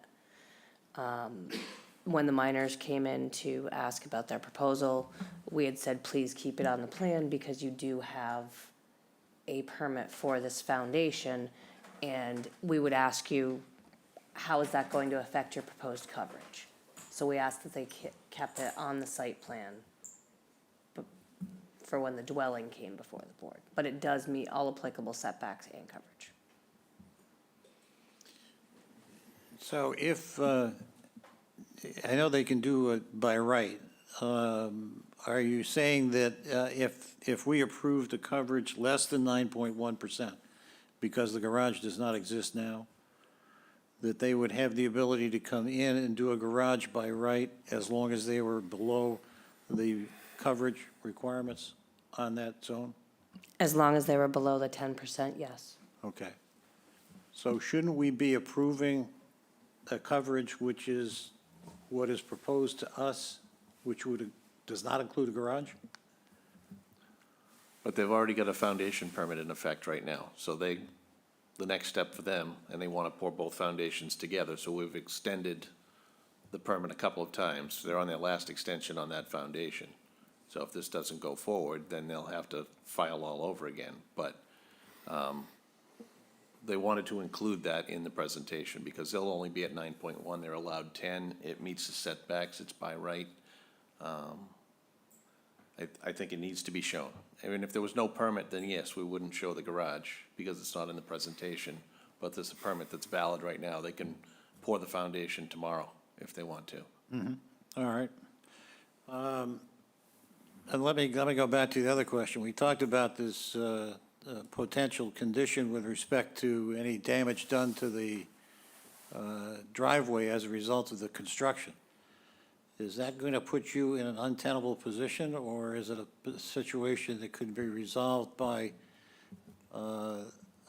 counsel for the neighbor providing you with a sufficient evidentiary background of what exists now to enable you to make a decision? All these conditions put me in an untenable position.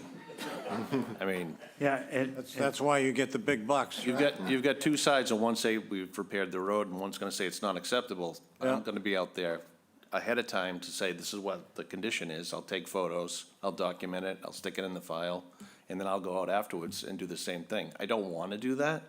I really don't. I'd rather have someone say that we're good to go, but I don't have an option, really. so he becomes the Judge Judy. Yeah, I understand. I understand that. I'm trying to avoid putting him in that position, but. Thank you, Paul.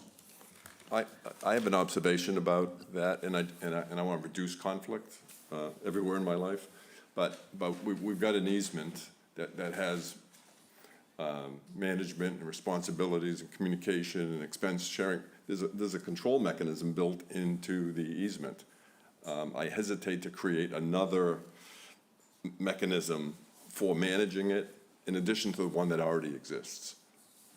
Right, but from what we hear tonight, you're supposed to share equally with Ms. Harris on that, and it wouldn't be fair for her to share in half of the expense to repair the Well, board. I'm not trying Yeah. to do that. I'm just trying to avoid creating another mechanism to do it. So the spirit of it, we're gonna do it. It's already in the budget. We've been quoted, and we know what's involved. So that's gonna happen, but it has to happen under the propose and agree language in the existing easement. Well, I guess from my viewpoint, I don't think it's substantially more detrimental to the neighborhood, so I would vote affirmatively. I guess I'm more concerned about the conditions and putting that together. Well, you know, I think it's worthwhile to put the condition in about the road, and then the one certainly about the building, you know, nothing between, let's say, June 15th and September 15th. No work, period. Okay, is everybody, Is that all right? Dave, I'm not sure where you're at. Yeah, I think under the circumstances, I think that helps out Mrs. Hour well, I would do, and Mrs. yeah. Harris. I think, yeah, especially under those circumstances, I think that the no work, and I can go along with extending that from the 15th to the 15th. That's Gives them a little cushion on either side. little cushion on either side. And then, as far as the driveway thing goes, as much as I'd rather not put Jay in the middle of it, I think Jay being in the middle of it somewhat could be helpful at the time. So I think you're right. I think we should do it. Well, I'll move to approve the application with the following conditions: that all construction activity and vehicles be contained on site or at a neighboring property with the permission of the property owner. Secondly, that there would be no construction between June 15th and September 15th of any calendar year. Yeah. And thirdly, that the driveway would be returned, after construction, would be returned to its current condition. Well, do we say current or pre-construction? Pre-construction, Pre-construction condition, yeah. What you think? I guess pre-construction. They makes might more not sense. start for 3 years, we don't know. Yep, okay. And so Dave Veach seconds. All right, we need a vote on that. Buck? Buck votes yes. Bill? Bill votes yes. All votes yes? Dave Veach votes yes. I vote yes. That's a unanimous vote. Congratulations. Thank you very much. Okay. Thank you to Jay and Sarah for helping lowly customers work their way through the process. We appreciate it. Okay, let's see. Anything else? How about a motion to adjourn? That's a great Second. idea. There you go. I'll move to adjourn. All right. Dave Veach seconds. We need a vote? Buck votes yes. Bill votes yes. All votes yes. Veach votes yes. I vote yes. 7:49? 7:48. 7:48 is the official time.